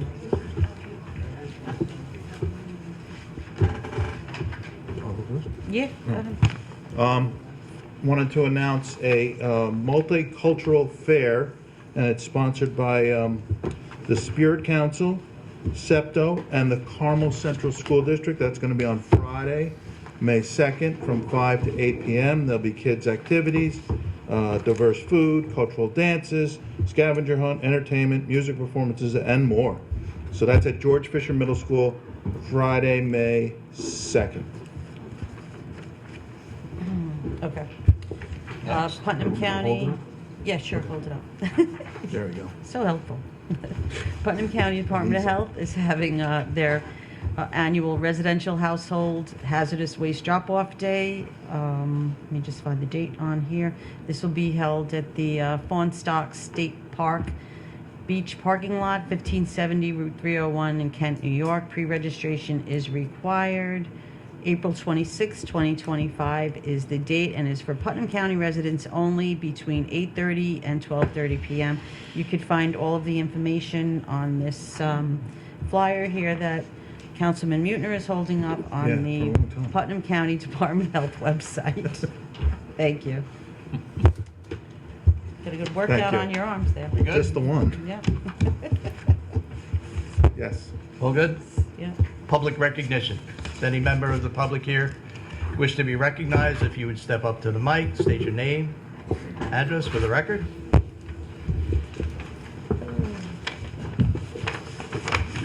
George Disbrow, Patterson resident, and from the Patterson Library.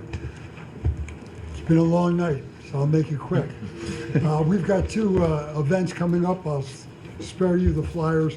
Bird watching from the Bedford Audubon Society, and then the World of Strange Occurrences from the Pine Bush UFO and Paranormal Museum.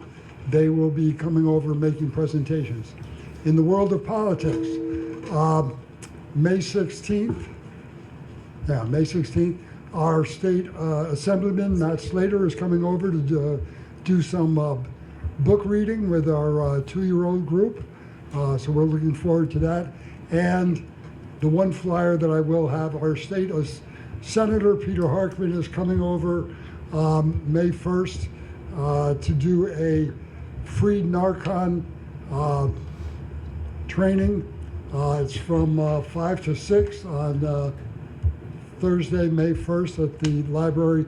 Registration is required. Go to the library website. I will leave this flyer with Supervisor Williams. He's agreed to either post it somewhere, lobby or website. I know I come up here often and talk about the library and just sort of keep everybody informed. I try not to toot that horn too loudly, but tonight I might change that a little bit. At the beginning of April, the Putnam County Legislature always had a proclamation day. And again, the Putnam County Libraries received their proclamation, the 8th. It's a nice certificate to get. All 8 libraries are included. We weren't singled out. However, at the Putnam County Library Association annual meeting, which was held last week over at the Mahopac Library, the keynote address speaker was the head of the Mid-Hudson Library System, which oversees a number of separate counties. And the Patterson Library, we were singled out for 2 of our initiatives, our sustainability policies and programs that we're trying to put into effect. And I'm very pleased to say that the second thing that we were singled out for was our community programs, not our individual, youth programs or adult programs, but our community programs, things like that we had last week when we had the bagels and coffee. We invited everybody in. The Friends programs that we have, things like having our local politicians and state politicians come in. So I'm very pleased, and I will toot that horn loudly, and I think the community should know that we are being recognized. Your library is being recognized by people outside of our own community. And I just wanted to share that with you. And thank you, Supervisor Williams, for allowing me to give this to you. Thank Not you. at all. Thank you. Thank you, George.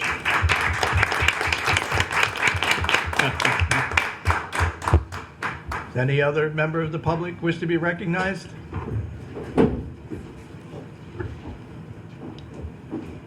Stacy Dumont, Bullet Hole Road, and we're holding a non-political event on May 3rd at Patterson Recreation. It's hosted by the Patterson Democratic Committee, and it's an Earth Day celebration. It's from 11 to 4, and it's totally free. There are kids' crafts.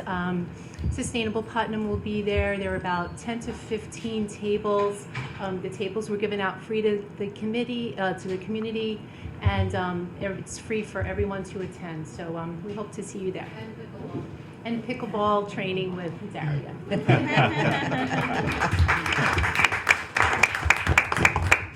Scott? Supervisor Williams, Town Board. Scott Seaman, Town of Southeast, but I'm here from the Brewster Board of Education. It's tough to follow when you bring in your superintendent, so I must give my appreciation to Carmel. I mean, the presentation was very nice, it was very thorough, and was very thought out. And I also must point out that school is closed this week, so the supervisor and these people came in on their time off, so that is something to be appreciated and highlighted. And I would like to echo what George said on the Narcan training. I mean, this is something that I've been to before. We've done it in the schools. I mean, this is an epidemic that's been sweeping our areas for years, and it doesn't get enough thought. But this little simple thing of Narcan training and just carrying it with you could save a life, even if it's just one. So it's something I would suggest to everybody. Have it, know it, and be able to do it, because you can save a life. For Brewster, while we haven't finalized everything, because like you heard, the state has decided to not finalize their budget yet, and there's issues coming from the federal government that we're not sure how to account for, but we're looking to come in about 1.2, 1.3 on the tax levy, keeping in mind that the public has increasing costs, the economy, everything is going more expensive, so we're trying to keep it as streamlined while providing the most up-to-date and current services for our community and our students. This is our future. We have to prepare them, we have to provide for them, and give them alternatives. Just as similar to Carmel, we are updating the CTE programs, because not everybody is going to go to college. They're going to go to jobs, they're going to go into the trades, they're going to go into the services, and we need to be able to support them. So these are the kind of items that we're looking to support through our budget. Also, I just wanted to get out whenever I talk about the cell phone ban. It is not holding up the budget, so there will be a bell-to-bell cell phone ban coming from the state. Will be due, and they have $30 million to share to 700 school districts. There's many different policies. It will have to be thought out. There'll be presentations to the community, and there will be buy-ins. And similar to other districts, updating the phone systems, other information. And it's not just the phone. It's more the social media aspect, which itself is an opioid. There's been many studies and provings that as our young and our adults use the phones, it triggers synapses in the brain. It has similar items to an opioid. When you hear it being on your phone, the same part of your brain that reacts to a drug reacts. So that's more of the aspect. It's not wanting them to be able to have a cell phone, because I believe the ban would not prohibit flip phones or these kind of items for communication. It's more of the interruption and the mental health crisis related to the cell phones that they're going after. And while I applaud the state, we've all been pushing for local control, because every town is different, every community is different, every school is different. So that's what we're asking for, but it looks like we're not going to get that. But we just want to highlight that this is coming, and we are thinking about it and preparing. And of course, community input, and more importantly, student input has to be considered. So once again, we thank you for giving us this time. We are also preparing information for our budget to distribute, and I know you have been gracious in the past to allow us to put information out. So if there is a similar thought, and if I have anything, I would like to be able to approach the board to see if you would allow us to leave things in the lobby or something else, just information to be able to tell the community what's going on, because we're all going to go on social media and see things, and while there's always a kernel of truth in there, you really need to know what's going on so you can just vote appropriately based upon yourself and the actual figures. So I would appreciate that on your behalf, and once again, thank you for all you do for our students and our community. Thank you. Thank you. Thank you. Scott, you got me thinking about, and I was thinking about this a little bit earlier with the cell phone conversation with Carmel, but someone recently made me aware of a Netflix 4-part miniseries called Adolescence. I don't know if anybody's ever heard of this. I watched it. But it was a real eye-opener, a real shocker, and it was centered around the language that probably none of us in this room are young enough to. I can say that, right? That there is a language all to its own with the emojis and the icons and the way that the kids communicate as it relates to bullying and some difficult challenges. And in this series, it was centered around a really difficult situation, a murder, but well worth watching. A little bit frightening, but I think it also centers around some of the conversation you brought up about how adolescent brains are triggered by the cell phone use and the social media. Your brain's not fully formed till you're 25, so a lot of this is going on. But school bullying in our days was during the school and you go home and it's over. Right. School bullying is 24 hours a day, 7 days a week. There is no rest, there is no worry. It's all available on the phone. So that is part of the battle with the students also. Monday and Tuesday is dealt with all the stuff that happened over the weekend. And these are young, forming people that are, to be honest, have never known a time when school shootings aren't commonplace. Mhm. So the amount of stress, mental trauma, almost PTSD that our youth is going through is monumental. So we have to be able to support them in any way we can. Thank you for that. Thank you. Anyone else?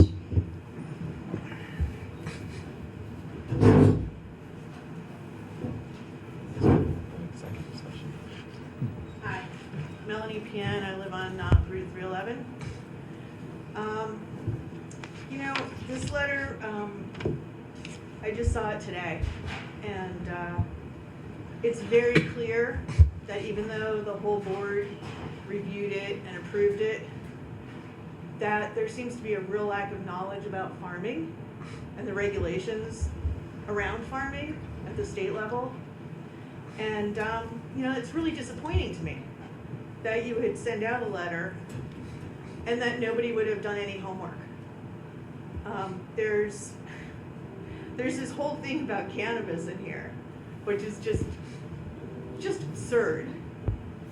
If it were possible to build a giant building surrounded by razor wire 20 feet from your neighbor, everybody would have built one. But it's not possible, okay? There's so many regulations around becoming a cannabis cultivator, a cannabis processor, or any of that. So even putting this in here, it just adds to the idea that no one understands what's going on with farming.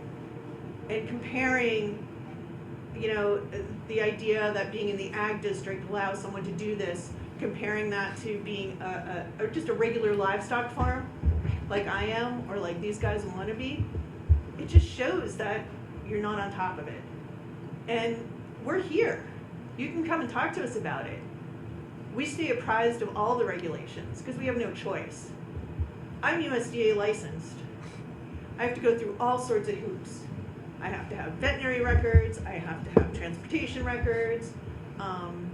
They come and inspect my animal enclosures. They come and inspect my premises. They look at my food. They look at my medicine. It's a lot of work. And, you know, I spend a lot of money in the town. I go to the vet clinic. I go to Tractor Supply. I go to Feed Barn. I hire people all over the place. I have teenagers working for me. I have adults working for me. I have neighbors who love us. You know, the people who just moved in right next to our manure pile, they love us. She's over all the time. She wants to feed the baby animals. She wants to be part of the farm. So if you want to know about farming, come and talk to us. Don't send out letters like this because it makes us feel like we're really not part of the community, as they said. There's rules about agritourism. That's a thing. My daughter was just at a Cornell-sponsored program for networking and agritourism. So, you know, the way you talk about it just now with these guys, you make it sound like it's a bad thing. Like it's a terrible thing. Like inviting the public to your farm is verboten. And it's dangerous, and it's a health and safety issue. Every farm does agritourism. Every farm that has pumpkins has agritourism.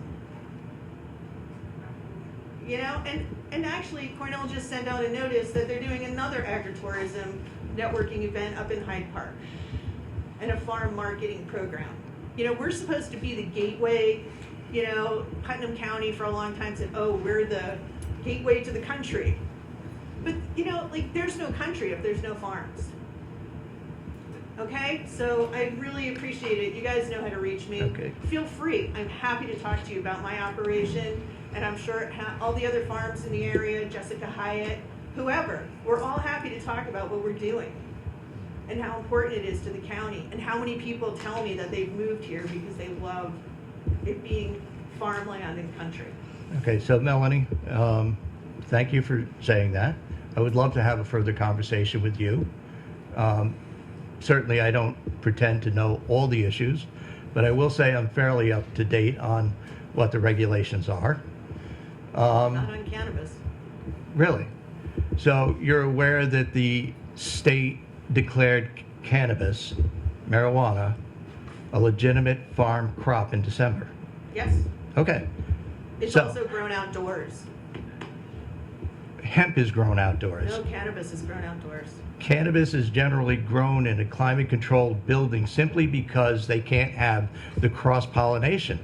Cannabis is grown outdoors Well, at farms all over New York State. Listen, I'm telling you what the people who have tried to build buildings in the town of Patterson have conveyed to us, that they couldn't grow it outside, that they had to grow it in a climate-controlled building. That's my education. People who have tried to come into Patterson to do this. So, It is grown, in this town, it's probably difficult because there are some big hemp farms. And also growing cannabis indoors gives you a much more controlled environment, which makes it a better quality product. But there are tons of farms growing it outdoors. but Melanie, my problem with the ag district is this, that, you know, we're not all working together to have reasonable requirements so that neighbors can live with neighbors. You know, we're saying that, you know, certain people are exempt, and it creates a problem, and I've identified some of the problems. And we can have a further conversation about that as well, and how we need to change things.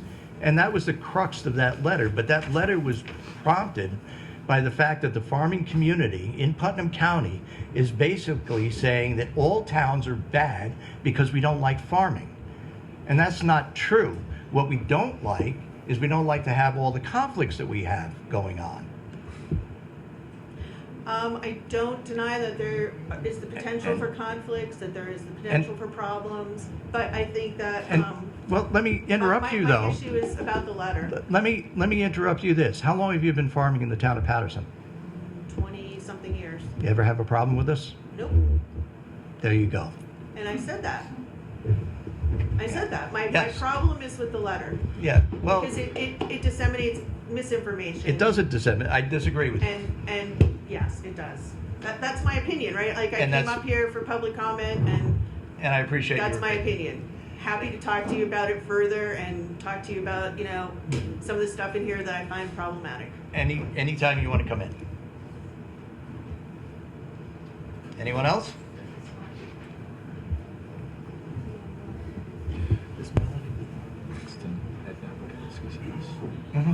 Yeah.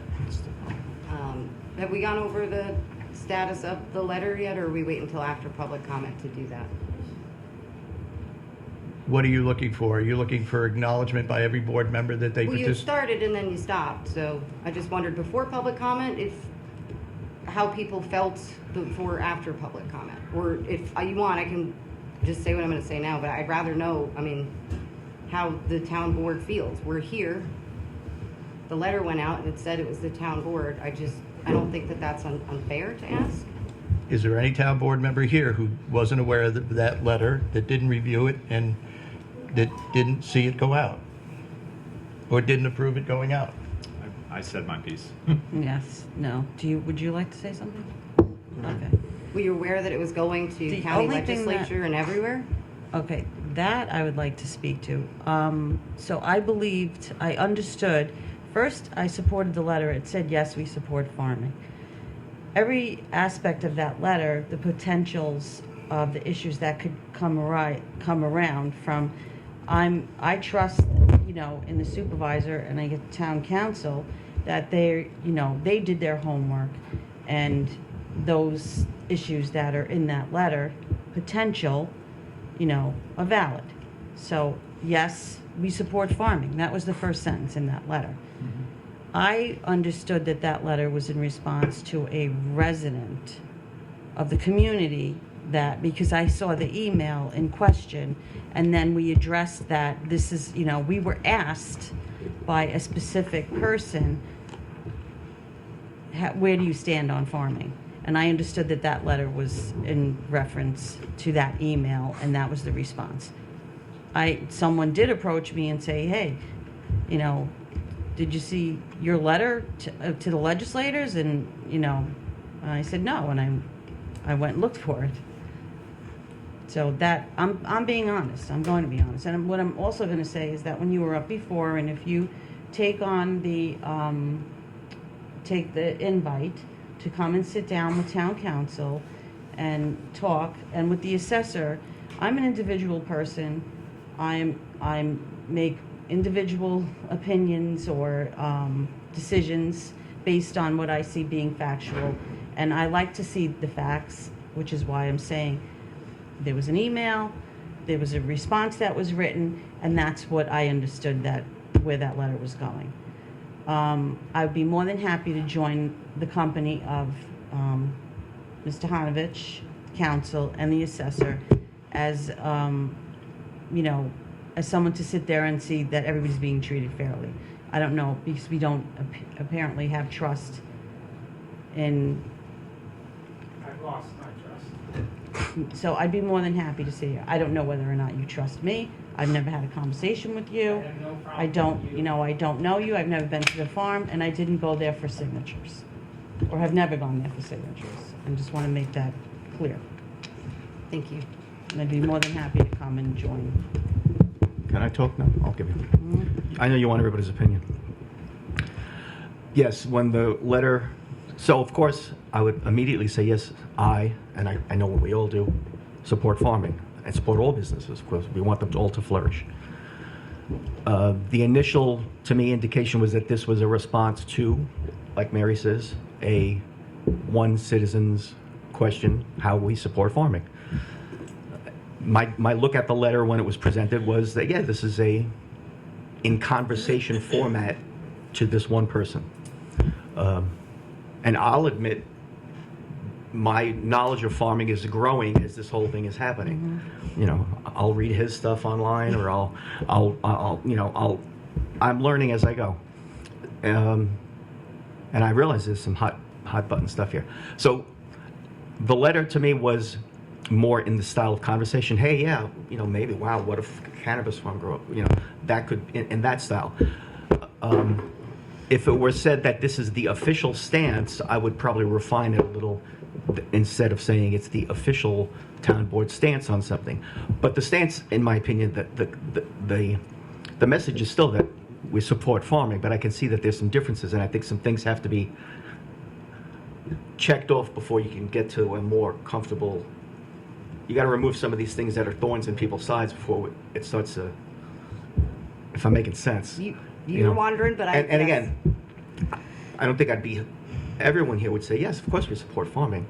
If we're not Shakespeare and we wrote it incorrectly or not as in the tone that it should have been. So as far as it being the official stance, I would say I wouldn't want that letter to be the official stance with some of the other stuff that's in there. But I would not want this to be perceived as division here either. Right. Because I think if there's potentials, and they're outlined in a, letter format, then, we want to make sure everyone's aware. If it's not accurate, I'm sorry. It does bring It's up a not, conversation, though, that the official stance of the town is our zoning code, right? If we don't like that, that is a statement, really, for the community, because that is amended from time to time to change and to reflect what the rules are of the town. And it's a guide, it's like our, the planning and zoning rules exist. They're far from perfect. I think you say that from all the time, that's why we're constantly modifying. It's a living, breathing document. Every conversation brings up challenges or things that we never would have thought about 20 years ago, 30 years ago. So that I think also is a supporting statement for the town, and it's something that is completely and always under review and change. So. And I think it's important to, recognize that we have enforcement in the town. So even though if there's a potential of someone, we have someone to go out and check and make us aware if there's any violations. Mr. Muttner, I didn't. Yeah, I read it and I approved the distribution of the letter. But I would echo basically what was said here. I think to your point is, zoning, right? You have lots of meetings, you have a whole board for it, right? To decide what you're going to do, to have that fully educated platform, to make decisions, to change the rules, to make statements on it. It's an educated comprehensive thought process. It's meetings, it's cooperation, it's a unity, right, between the government and the public to actually hash out what it is. And from what I've seen, from everything, there's been no unity to listen to what Ag and Markets has said, right, on what the Ag District is, right? Because I know there is a lot of misinformation that goes on with Ag District, right? There are some bad actors who have done things in the past. A lot of them have just been farms not in the Ag District. Or if they were in the Ag District, New York Ag District did not back up that activity because it wasn't a sound agricultural practice, right? So it's not, and I'll read it from here, and I'm happy to email it to everyone so you have it. This was communications back and forth. This goes back to 2011. And this was Supervisor Williams, the former soil and water manager of Putnam County, as well as the farmland protection manager for New York State Ag and Markets. Specifically, a statement from Mr. Williams when he was supervisor, I think it was 2019, was that the town has not in general supported Putnam County's agricultural districts as district restrict the right of a local municipality through its zoning to balance needs of competing land use and to protect not only legitimate farms raising crop and livestock, but all our residents. The mandate that a town may not have zoning restrictions that unreasonably restrict or regulate farm operations has been liberally construed by the state against towns in favor of farms. The agricultural district has resulted in increased costs to the town, environmental degradation, and friction between town and our residents.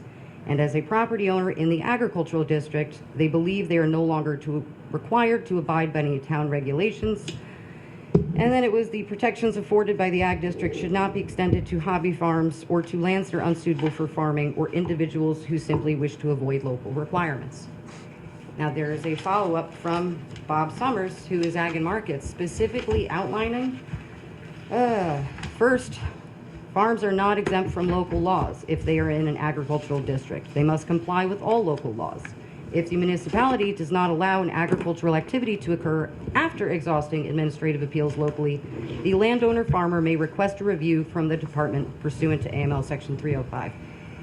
It goes on. Does the department protect farm operations? Yes, when it is determined that the practice or building is used for agricultural purposes and such activities are denied by a local municipality, the department engages the municipality to examine their concerns in light of a farmer's desire to conduct an agricultural practice. It doesn't take away the opportunity, and I think the most unfortunate part for what I've seen in this is the amount of emails that Dan and Ariel have sent in. I would say are a far cry for asking way more permissions of, can I move this boulder? Can I have a fire in my backyard? I'm gonna be honest, I probably would have never come to you for that myself, right? And I think a lot of people don't even realize they have to, but they were proactive. They've done this since the beginning. Emails on emails, and I'm gonna forward all of them to you. Because they went into this, and why they applied for the Ag District, I can't speak for other farms, but what I can say is the reason they applied is because legitimate farmers. You have someone who, Ariel, Bachelor in Animal Science and Livestock Management. She worked and ran the camp at Muscoot Farm. Pretty sure everybody's heard of Muscoot Farm. Or we're a little too far up, maybe you haven't. Awesome. And then you have Dr. Dan Honovich. He's a practicing veterinarian. I mean, has a welding company, you name it, everything else, right? But these are people that follow the rules and want the bona fides that comes with it. So who recommended Ag District was the USDA and Cornell. They said, this is the standard thing that you do. I joke with Dan, he used to call it USDA for the longest time because he didn't know in the beginning here at all until all of the pushback started of, you don't want Ag District, you don't need it. The town will just work with you. I stood there when you told us that, Mr. Williams. I stood there when you said you weren't familiar with the Ag District process and that they probably weren't gonna get in this year, but you know, the town would work with them. And then there was no reach out after that from the town. Not one email from the town. Put on agendas, kicked around departments, asking questions. It has been a nightmare for these people. They didn't know anything about what the Ag District protections were. They thought it was a checkbox for bona fides for a legitimate farm. Those are the people that you want. And these are the people that now have to see on an agenda, Ridge Ranch. Not any topic, not any communication, and then days earlier, what, April 1st, last week, that letter got published that said they have rejected all efforts for conversation. That is simply not true.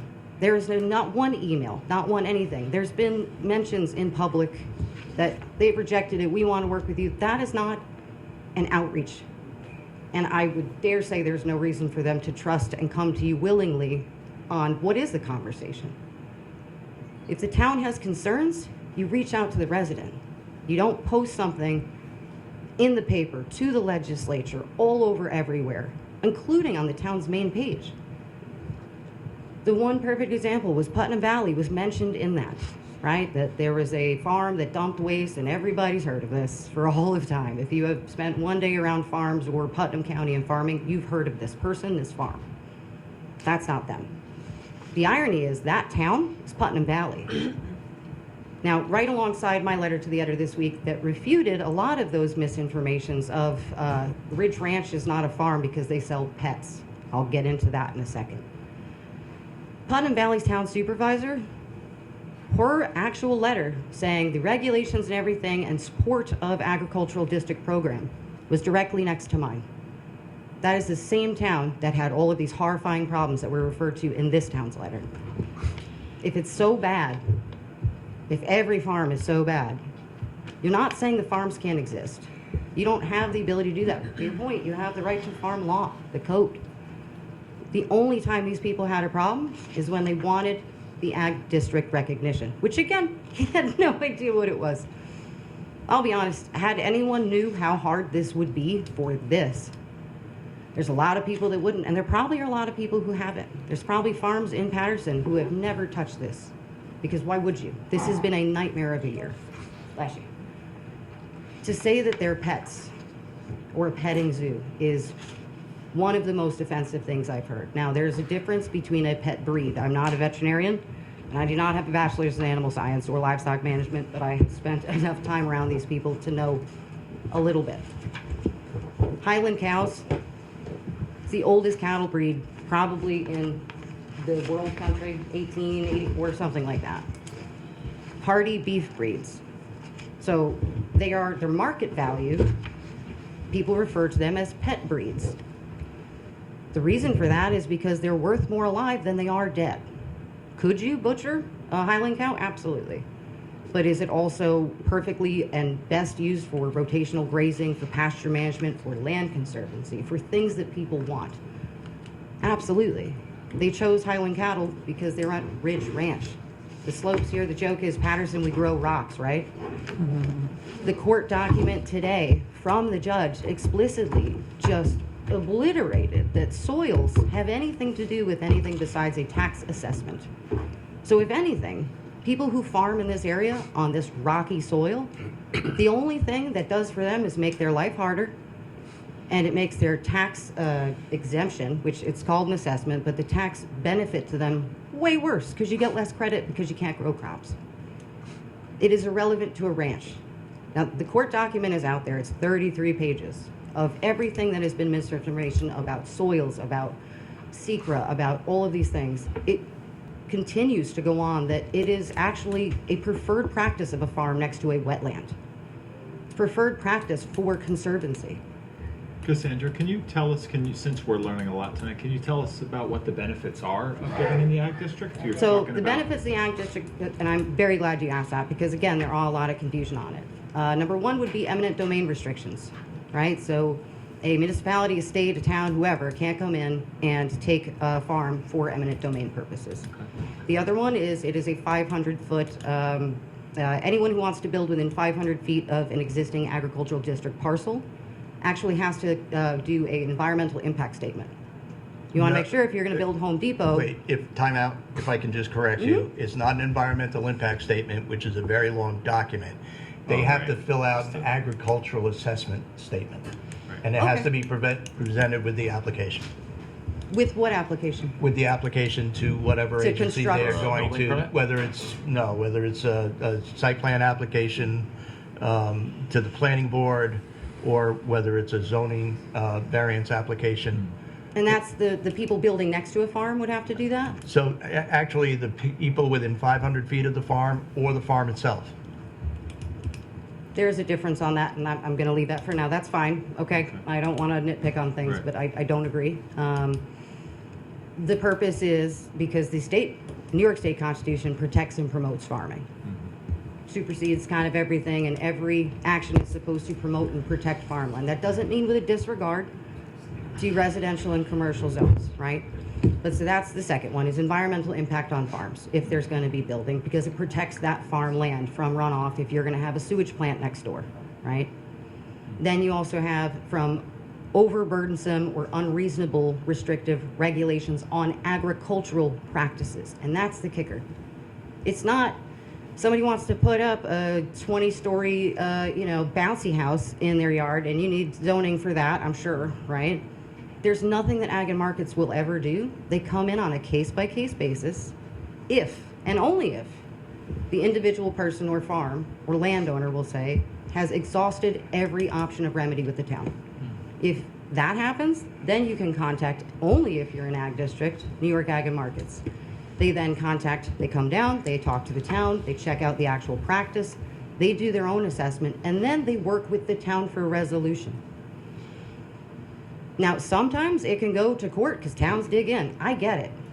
The frequency that happens, that it actually goes to a knockout, drag out, 25 times in all of New York State Ag District law. One of those times was in 2011 in Southeast, over just the fee cost of a permit and how long it was going to take. That's all they were saying. Don't do that. DEC already took care of it. Don't drag this out further. If it endangers the public or safety, game's over. So they do take things into consideration. It is a balance. It is literally so that Dan and Ariel don't have to spend $50,000 of their own money because people are miseducated. That is what the Ag District is. And I wish any of you talked to us before it got to today. Today should have been Can I ask very you a couple great of questions I would while love we're that. here? So, do you think that spreading of human waste on farm fields is a sound agricultural practice? And no, and I know that Ridge Ranch, no other farm that I am aware of, is doing that.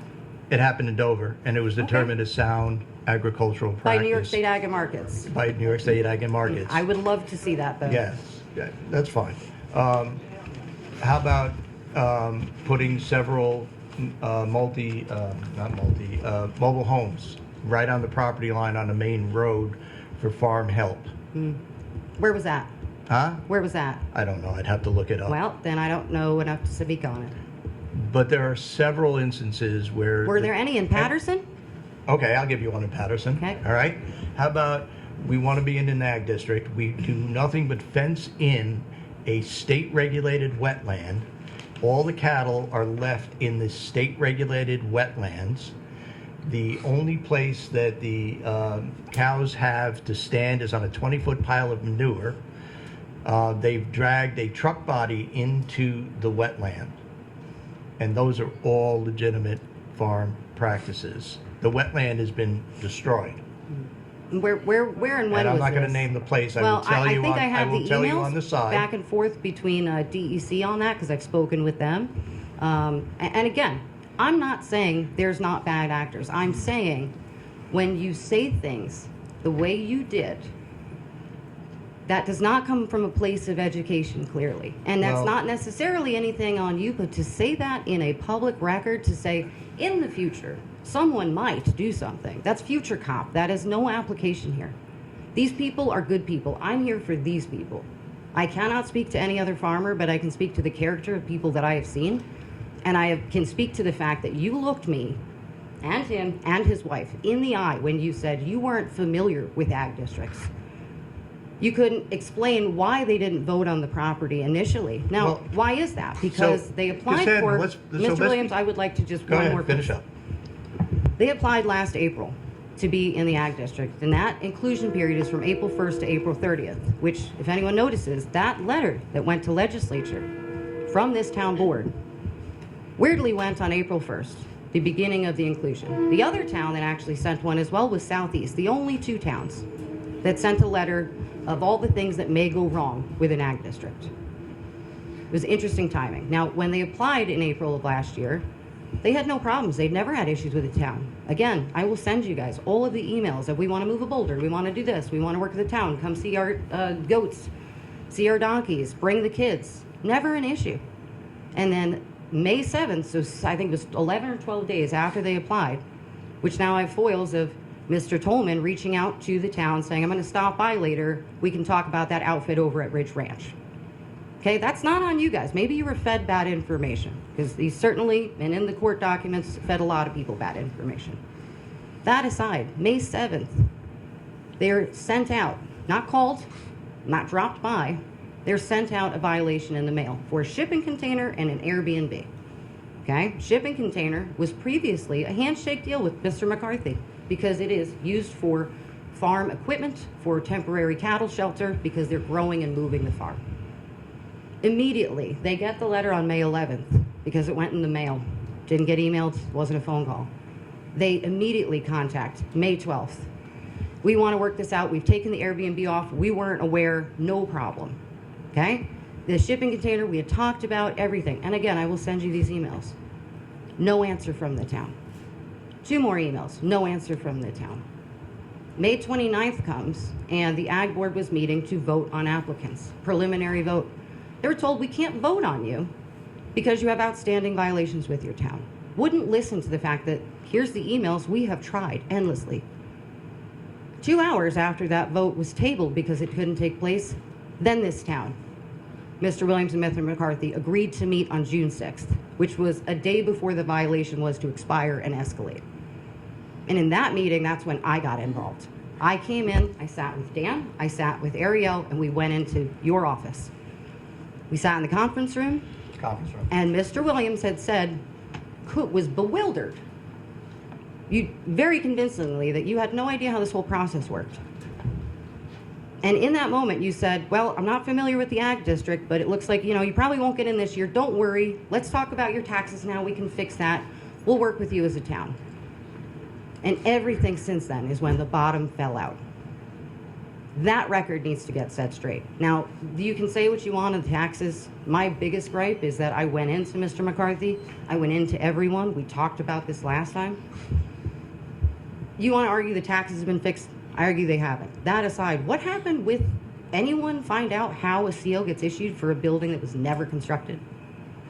3,000 square foot building that was never built, that in my estimation, I'm not a contractor, but I've talked to a few, would be probably 3 to 5 inspections. There were multiple building permits issued. He confused the permits that he had done the inspections on. And so as a result, he ended up issuing 2 COs. And did the town ever tell us, or did I have to find that and tell the town? I can't answer that I because can't answer I that didn't for know you. about it until you brought it to my attention. Has anyone looked into it since then to make sure that that CO for a non-existent building is rescinded? Yes.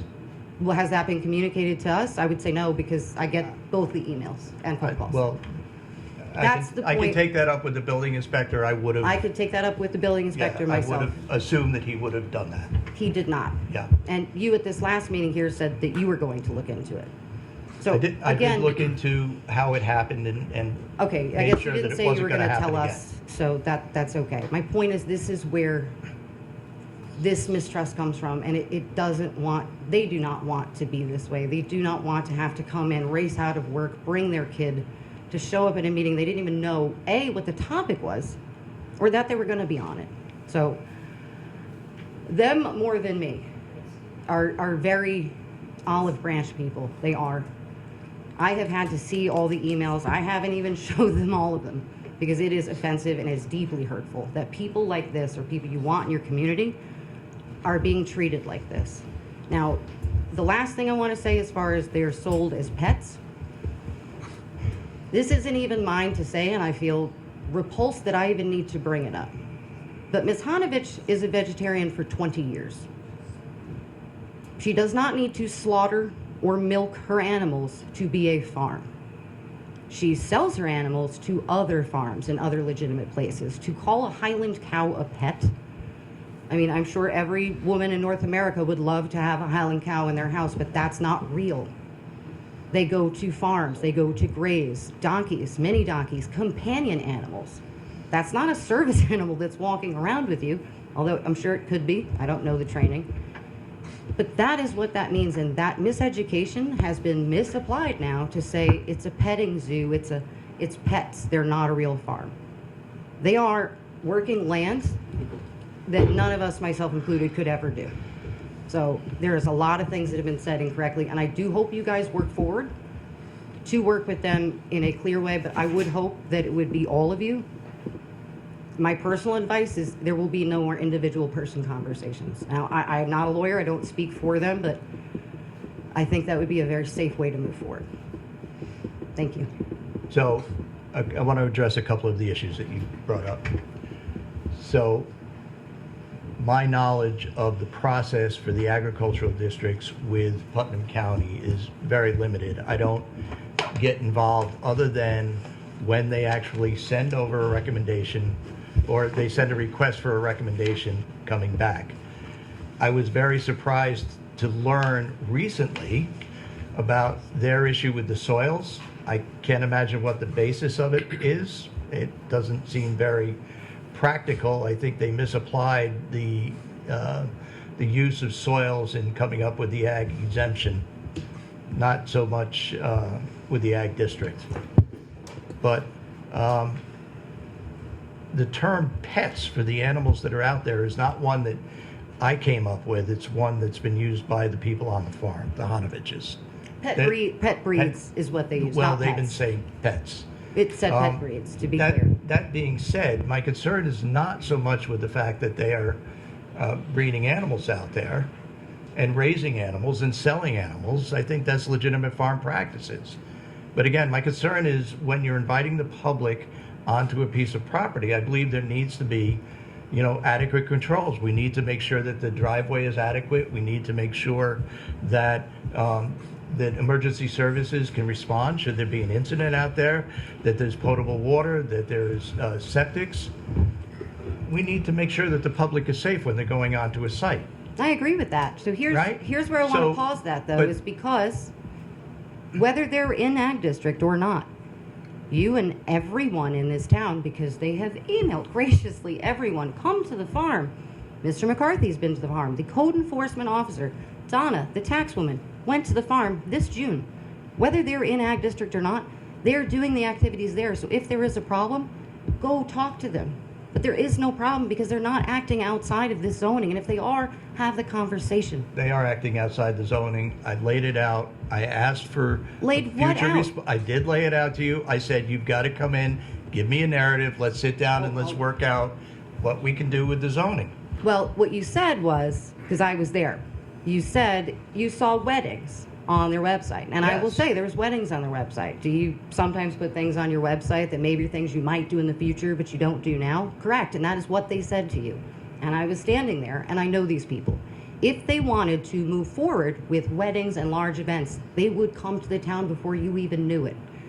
The conversation we had is you said 10, 12 people for goat yoga. That doesn't seem to have an impact on the neighbors or the traffic or be a problem. But if you want to do weddings or do things in the future, that would require a conversation. And that is exactly where we're at. But I also want to point out to both of you that we've taken no enforcement action. I've sat on this thing for 11 months now, hoping that somehow we could come together and work things out. Why would you not say or have the building department, the code enforcement officer, send something that says these are the things we're concerned about and they would work with you? Right now, it's your word, which frankly, Mr. Williams, Again, it I is go not back something we trust. to the conversation back in May where I said, please submit to us a detailed narrative about That what was you want to while do you on the lied site. to our face. And that's why you're saying I lied to our face. No, you But you certainly know what? did. You didn't lie 2 weeks ago when you came in here and claimed that we were withholding documents. That wasn't a lie. You didn't lie when you put that notice in the paper that said that I was working outside of the town board and they had no idea what I was doing. That's not a lie. What I did say verbatim was that no public records, and I might be a word or two off, was no public records, minutes, or documents that were available to the public showed any vote, any discussion in public, that the entire town board was aware and signed off on this. That is what I said. So yes, I And did say that. And you implied that things were funny in Patterson because I'm working outside of the town board. You That did was an imply inference was that in you made, Mr. Yeah. Williams. That's All not right. what I said verbatim. So I'm glad we're we're s- having this conversation. but those things needed to be said because I don't think you would have added Ridge Ranch to the agenda Okay. tonight had that not happened. No, Ridge Ranch was already on the agenda. So, and listen, we're going round and round. You want to talk about an olive branch, you want to move forward, what I said back in May holds true now. If you want to talk about what you want to do out there and what you're doing and what compromises we can reach, I'm more than willing to sit down. I'll be happy to sit down with other town board members so it's not a one-on-one conversation, and the town attorney, as we've done in the past. Why would it not be the planning board, though? There's no application in front of the planning board. The planning board and the zoning board are boards of limited jurisdiction. Unless there's an application in front of them, they're not going to sit down. If you want a work session with the planning board, you'd have to apply to them for such a thing. And we could do that. We could set a work session up with the whole town board. It's a zoning issue. It's not. Planning board, you mean? Excuse me? Do you mean planning board? No. No, Town board. It's a zoning issue. It's a question of you're not complying with the zoning. I spend six figures defending farms, including my own, against Putnam County, based on things that you were feeding them, all to defend myself into a district that I still have to work with Patterson. My goal is still to work with Patterson. I understand Ag District better than anyone in this room. And it does not protect me from not working with you guys. I need to work with Town Patterson. I need you to show me respect and be respectful that your word means something, unlike you've done in the past. I hope today is a decisive point in this town and county now that you guys will work with farms going forward than against them. That is all I'm asking for. And- I'm a reasonable person. I'm an honest person. I work my ass off in anything that I do, and it's been super frustrating to spend six figures fighting absolute garbage that we won today, which you were trying to clarify that we didn't. We won. And I want to work with Patterson. Whether it's with you or 20 supervisors later, I plan to live here for the rest of my life. I will be adversarial when I'm pushed and pushed and pushed and pushed and pushed and pushed, and it went on for a long time. So you now see an adversarial tone because I'm frustrated. So don't show attitude now. Show that you will give me an olive branch, that we can work together going forward. Because this is a two-way street. I want to be a staple of the community. You want to be a leader of the community. So let's work together. Fine. But let me talk to you There's just. no buts on that. I'm so what? There's no buts on that. All I keep hearing is my opinion is this, my opinion is that, in my opinion, there should be. Sir, you want to step up to the mic, give your name? No problem. Absolutely. My name is Chris Knapp. I'm the Chief Executive Officer of Von Fells Canine. It's a breeding program, training program, dog training in the community. I work with veterans, first responders. I volunteer countless hours at that farm. Okay? You were there. You shook my hand. You stated to Dan and I how you're here to help the community, be part of the community, right? You're going to support local business, support the contributing members of society. And that all I've heard the past time, however long this is going on, is nothing but stress. Dan's become my best friend. When I got out of the Marine Corps and I started going into dogs to kind of clear my head and fix my own life, the farm was an outlet for me, as well as other veterans. So when you talk about supporting farms, and I'm from the Bronx originally, okay? Coming upstate, don't get mad at me. All right. Anything north of 287, it used to be the Yonkers, now it's 287 for me. Once you come north of 287, you come upstate, and you want to be out there and enjoy nature and walk your dog and go to a park. I deal with boards every day. I work with service dogs every day. When a board is uneducated in service dog management, right? I'm using that as an example here. What they have to do is fight with whoever is trying to get their dog in their condo or their home or whatever the case may be. And then they have to get some other legislation or some other organization involved to then try to educate the board members on this said topic. I go to all different counties. I work with Tunnel of the Towers. I've gone to Georgia for them. I've gone to Maine for them, working with veterans and dogs all over the place. So when I tell you, boards, the only way to get through is common courtesies, respect, and clear communication. Never tarnish your word and always invest in your network. So if you're going to use a word, and your word, it needs to hold water. It's not a screen that water just passes through. It's a nice solid glass. okay? So I'm built on that. That's what Dan is built on. That's what the whole farm has been built on. So when you talk about effort and clarity, and you always have to, but that's the tone that Dan's talking about. I've come to all these meetings and I've stayed quiet, but it's very difficult to talk to an opposing council, not everybody on the board, but when there's an opposing council, adding frustration and fuel to the fire, napalm on the field is not going to answer. Brick to brick makes dust, right?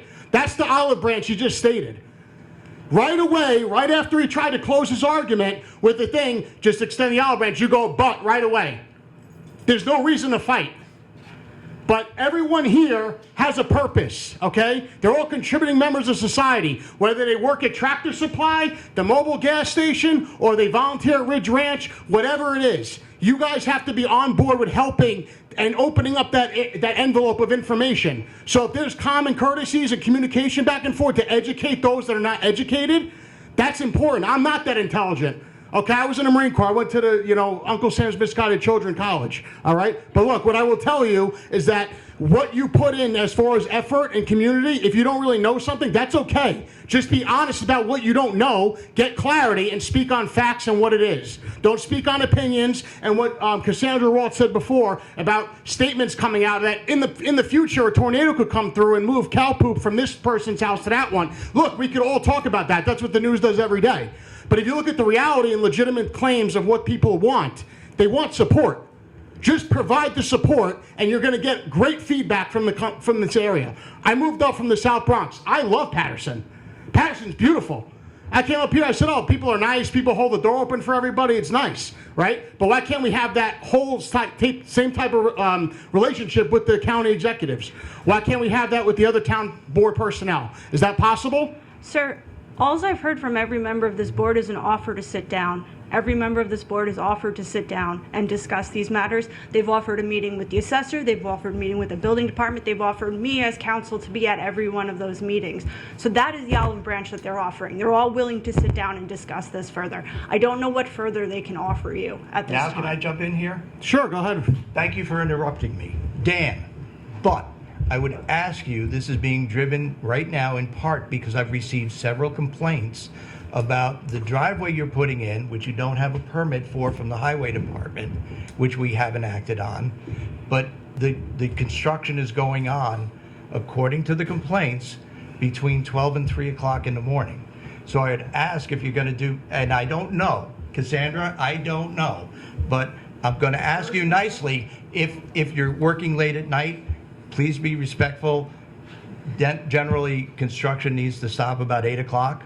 And I don't know that you are, but I'm just... First complaint, I wish someone, because I would have loved to get to the bottom of it. Second, I'm a father, I run 3 companies. There is no chance that I'm doing work on the farm on a roadway at 2 in the morning. Okay. So I don't know where that came from. They just came in. I wish I was notified on the first one so that way I could try to get to the bottom of what they're talking about. Okay. But that is stuff that I would love to have an open communication. Okay, so unfortunately, our building inspector suffered a serious accident, so he's not available right now. So typically, I'm not the one that's going to go out, and I'm not going to be the one to talk to you about, whether there's something going on or not. I'm waiting for him to come back, which hopefully will be any day, which is why nobody's contacted you. But I'm just asking you now, respectfully, if there's anything going on, just, we're good. Sure, whatever. Does he need to apply for a permit for the driveway? Yes, he will. Okay. So, but we can address that later. Sir? Hi, I'm Bray Harris, and Chris, there is no doubt that you are from the South Bronx. I just want to correct the public record, because I wouldn't want, how was it framed to me, statements to be unwarranted, false, or defamatory. And so just to be unequivocally clear, the Hanoviches won their case today against the county. It was not a simple referral back to the legislature. They won on the merits of the case. In fact, one of the things stated in the decision was that Neil Toman had relied on advice from you, Supervisor Williams, in not allowing or not recommending Ridge Ranch to be admitted into the district. And among the arguments that he made, Judge Grossman today in the Supreme Court of New York ruled that his arguments, in part, as he said, this is not me, as he said, coming from you, were erroneous and yet another error in the use of the law. And so I think that's where a lot of the frustration comes from. You can see there's a lot of I don't even want to say misinformation because I'm not going to assume malintent. But what I will say is there's maybe a lack of just overall information into this entire process. And that's been illustrated today from some of the questions, that have thankfully been asked and everything else. But, Supervisor Williams, you sort of, when Dan first said he won the case, you kind of said, actually, it got referred to the legislature. Just to be clear, it has to go back to the legislature as a matter of county law. But on the merits of the case and what was actually being decided and what them as the petitioners had petitioned, Judge Grossman ruled pretty emphatically in a 33-page decision that they won their case. And in part, it was because, again, I would take this up with Mr. Tillman, but he relied on information provided by you. So if that's done in error, I would certainly hope that you and the town board, if it involves you, would want to make sure that gets corrected in the future for any other farms in Patterson or anywhere else to have that happen. So admittedly, I've not seen the decision. Sure. I mean, I hearsay that I heard that, it was just a remand back to the legislature, but I'll ask our attorney to get me a copy of the decision and we'll review it. Sure. And if there are things that have been stated by the county in there that are not accurate, we'll deal with that. Okay, cool. Correct, yeah, I haven't seen the decision either. I've only found out that the decision came out when we were in this meeting, but I will send you a copy. But it should be noted that the town board has no authority on admission into an agricultural district. Without question, there's no dispute there. And I think that there's been implication that they do in some way, and they do not. A recommendation is requested from the county, yeah, and the town will make a recommendation on ag district properties. And I just want to state, because it's been said, the town board has told you what their concerns are with the ag district and properties being admitted into the ag district. And every time a concern was addressed, it was said that was another town. But the countywide ag districts are countywide. Those rulings apply to other towns. They all apply to all the towns and all the properties within those ag districts. Right. So concerns about what happens in another town and what is permitted in another town are concerns for this town board. Because if they're in the ag district, then those concerns will be for all proproperties within those ag districts. Yeah, look, I think a lot of the challenge, right, is that the examples that were given were hypotheticals, right? The 20-story, commercial construction surrounded by razor wire of a cannabis building, right? That's conjecture, right? That's not something that's ever happened in another town. But the reason why it hasn't happened is because this is all new legislation. Actually, the reason it has, I just want to be clear, because the reason it hasn't happened is because Putnam County has dispensaries as illegal. Nobody can open a dispensary. No one can open a retail sale or an on-premise site. And that was exactly the example that was given in the No, letter. it was a growth facility, and that is the concern. It said commercial. Yes, commercial growth facility. That wasn't made clear. I would hope that the implication, because of the public reading that letter, would have been a little bit clearer, but I'm sorry, continue. The concern is commercial growth facilities and the growing of cannabis. Where is that happening?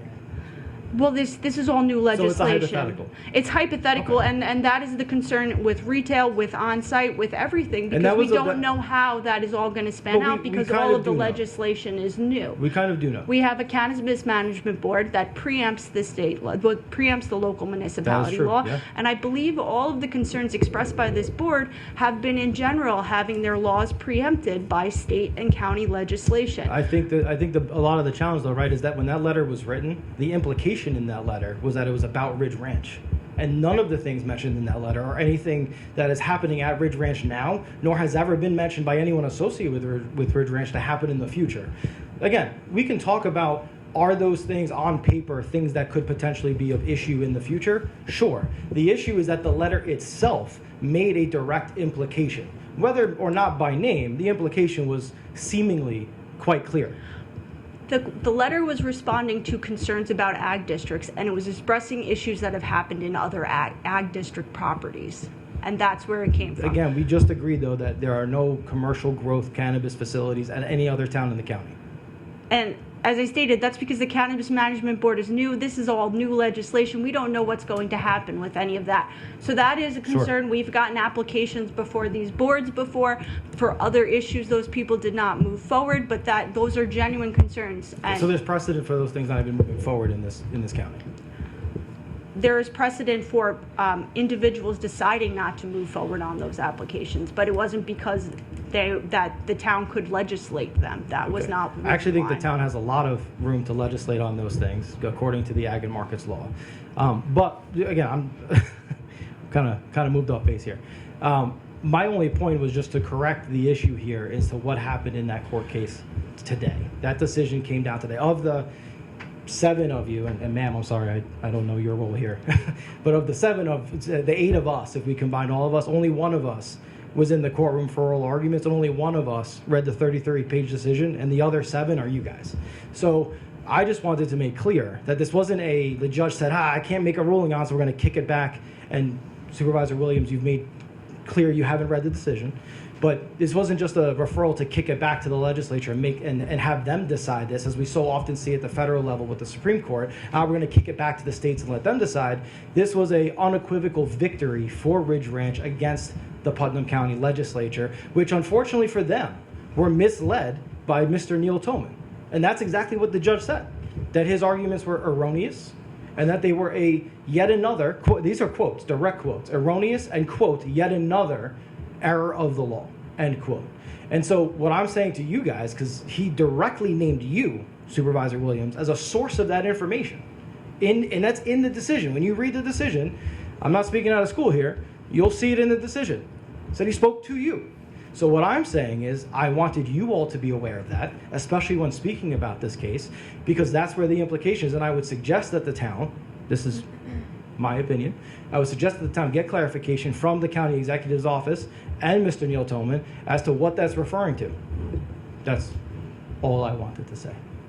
Also, Good advice. Thank you.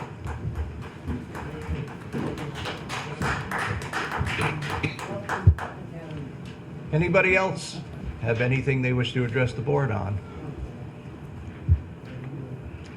Hearing none, I'll make a motion to go into executive session. You want to check Zoom, just to make sure. Oh, I'm sorry.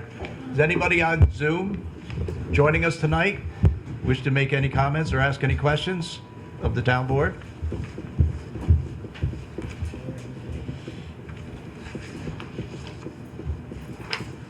No.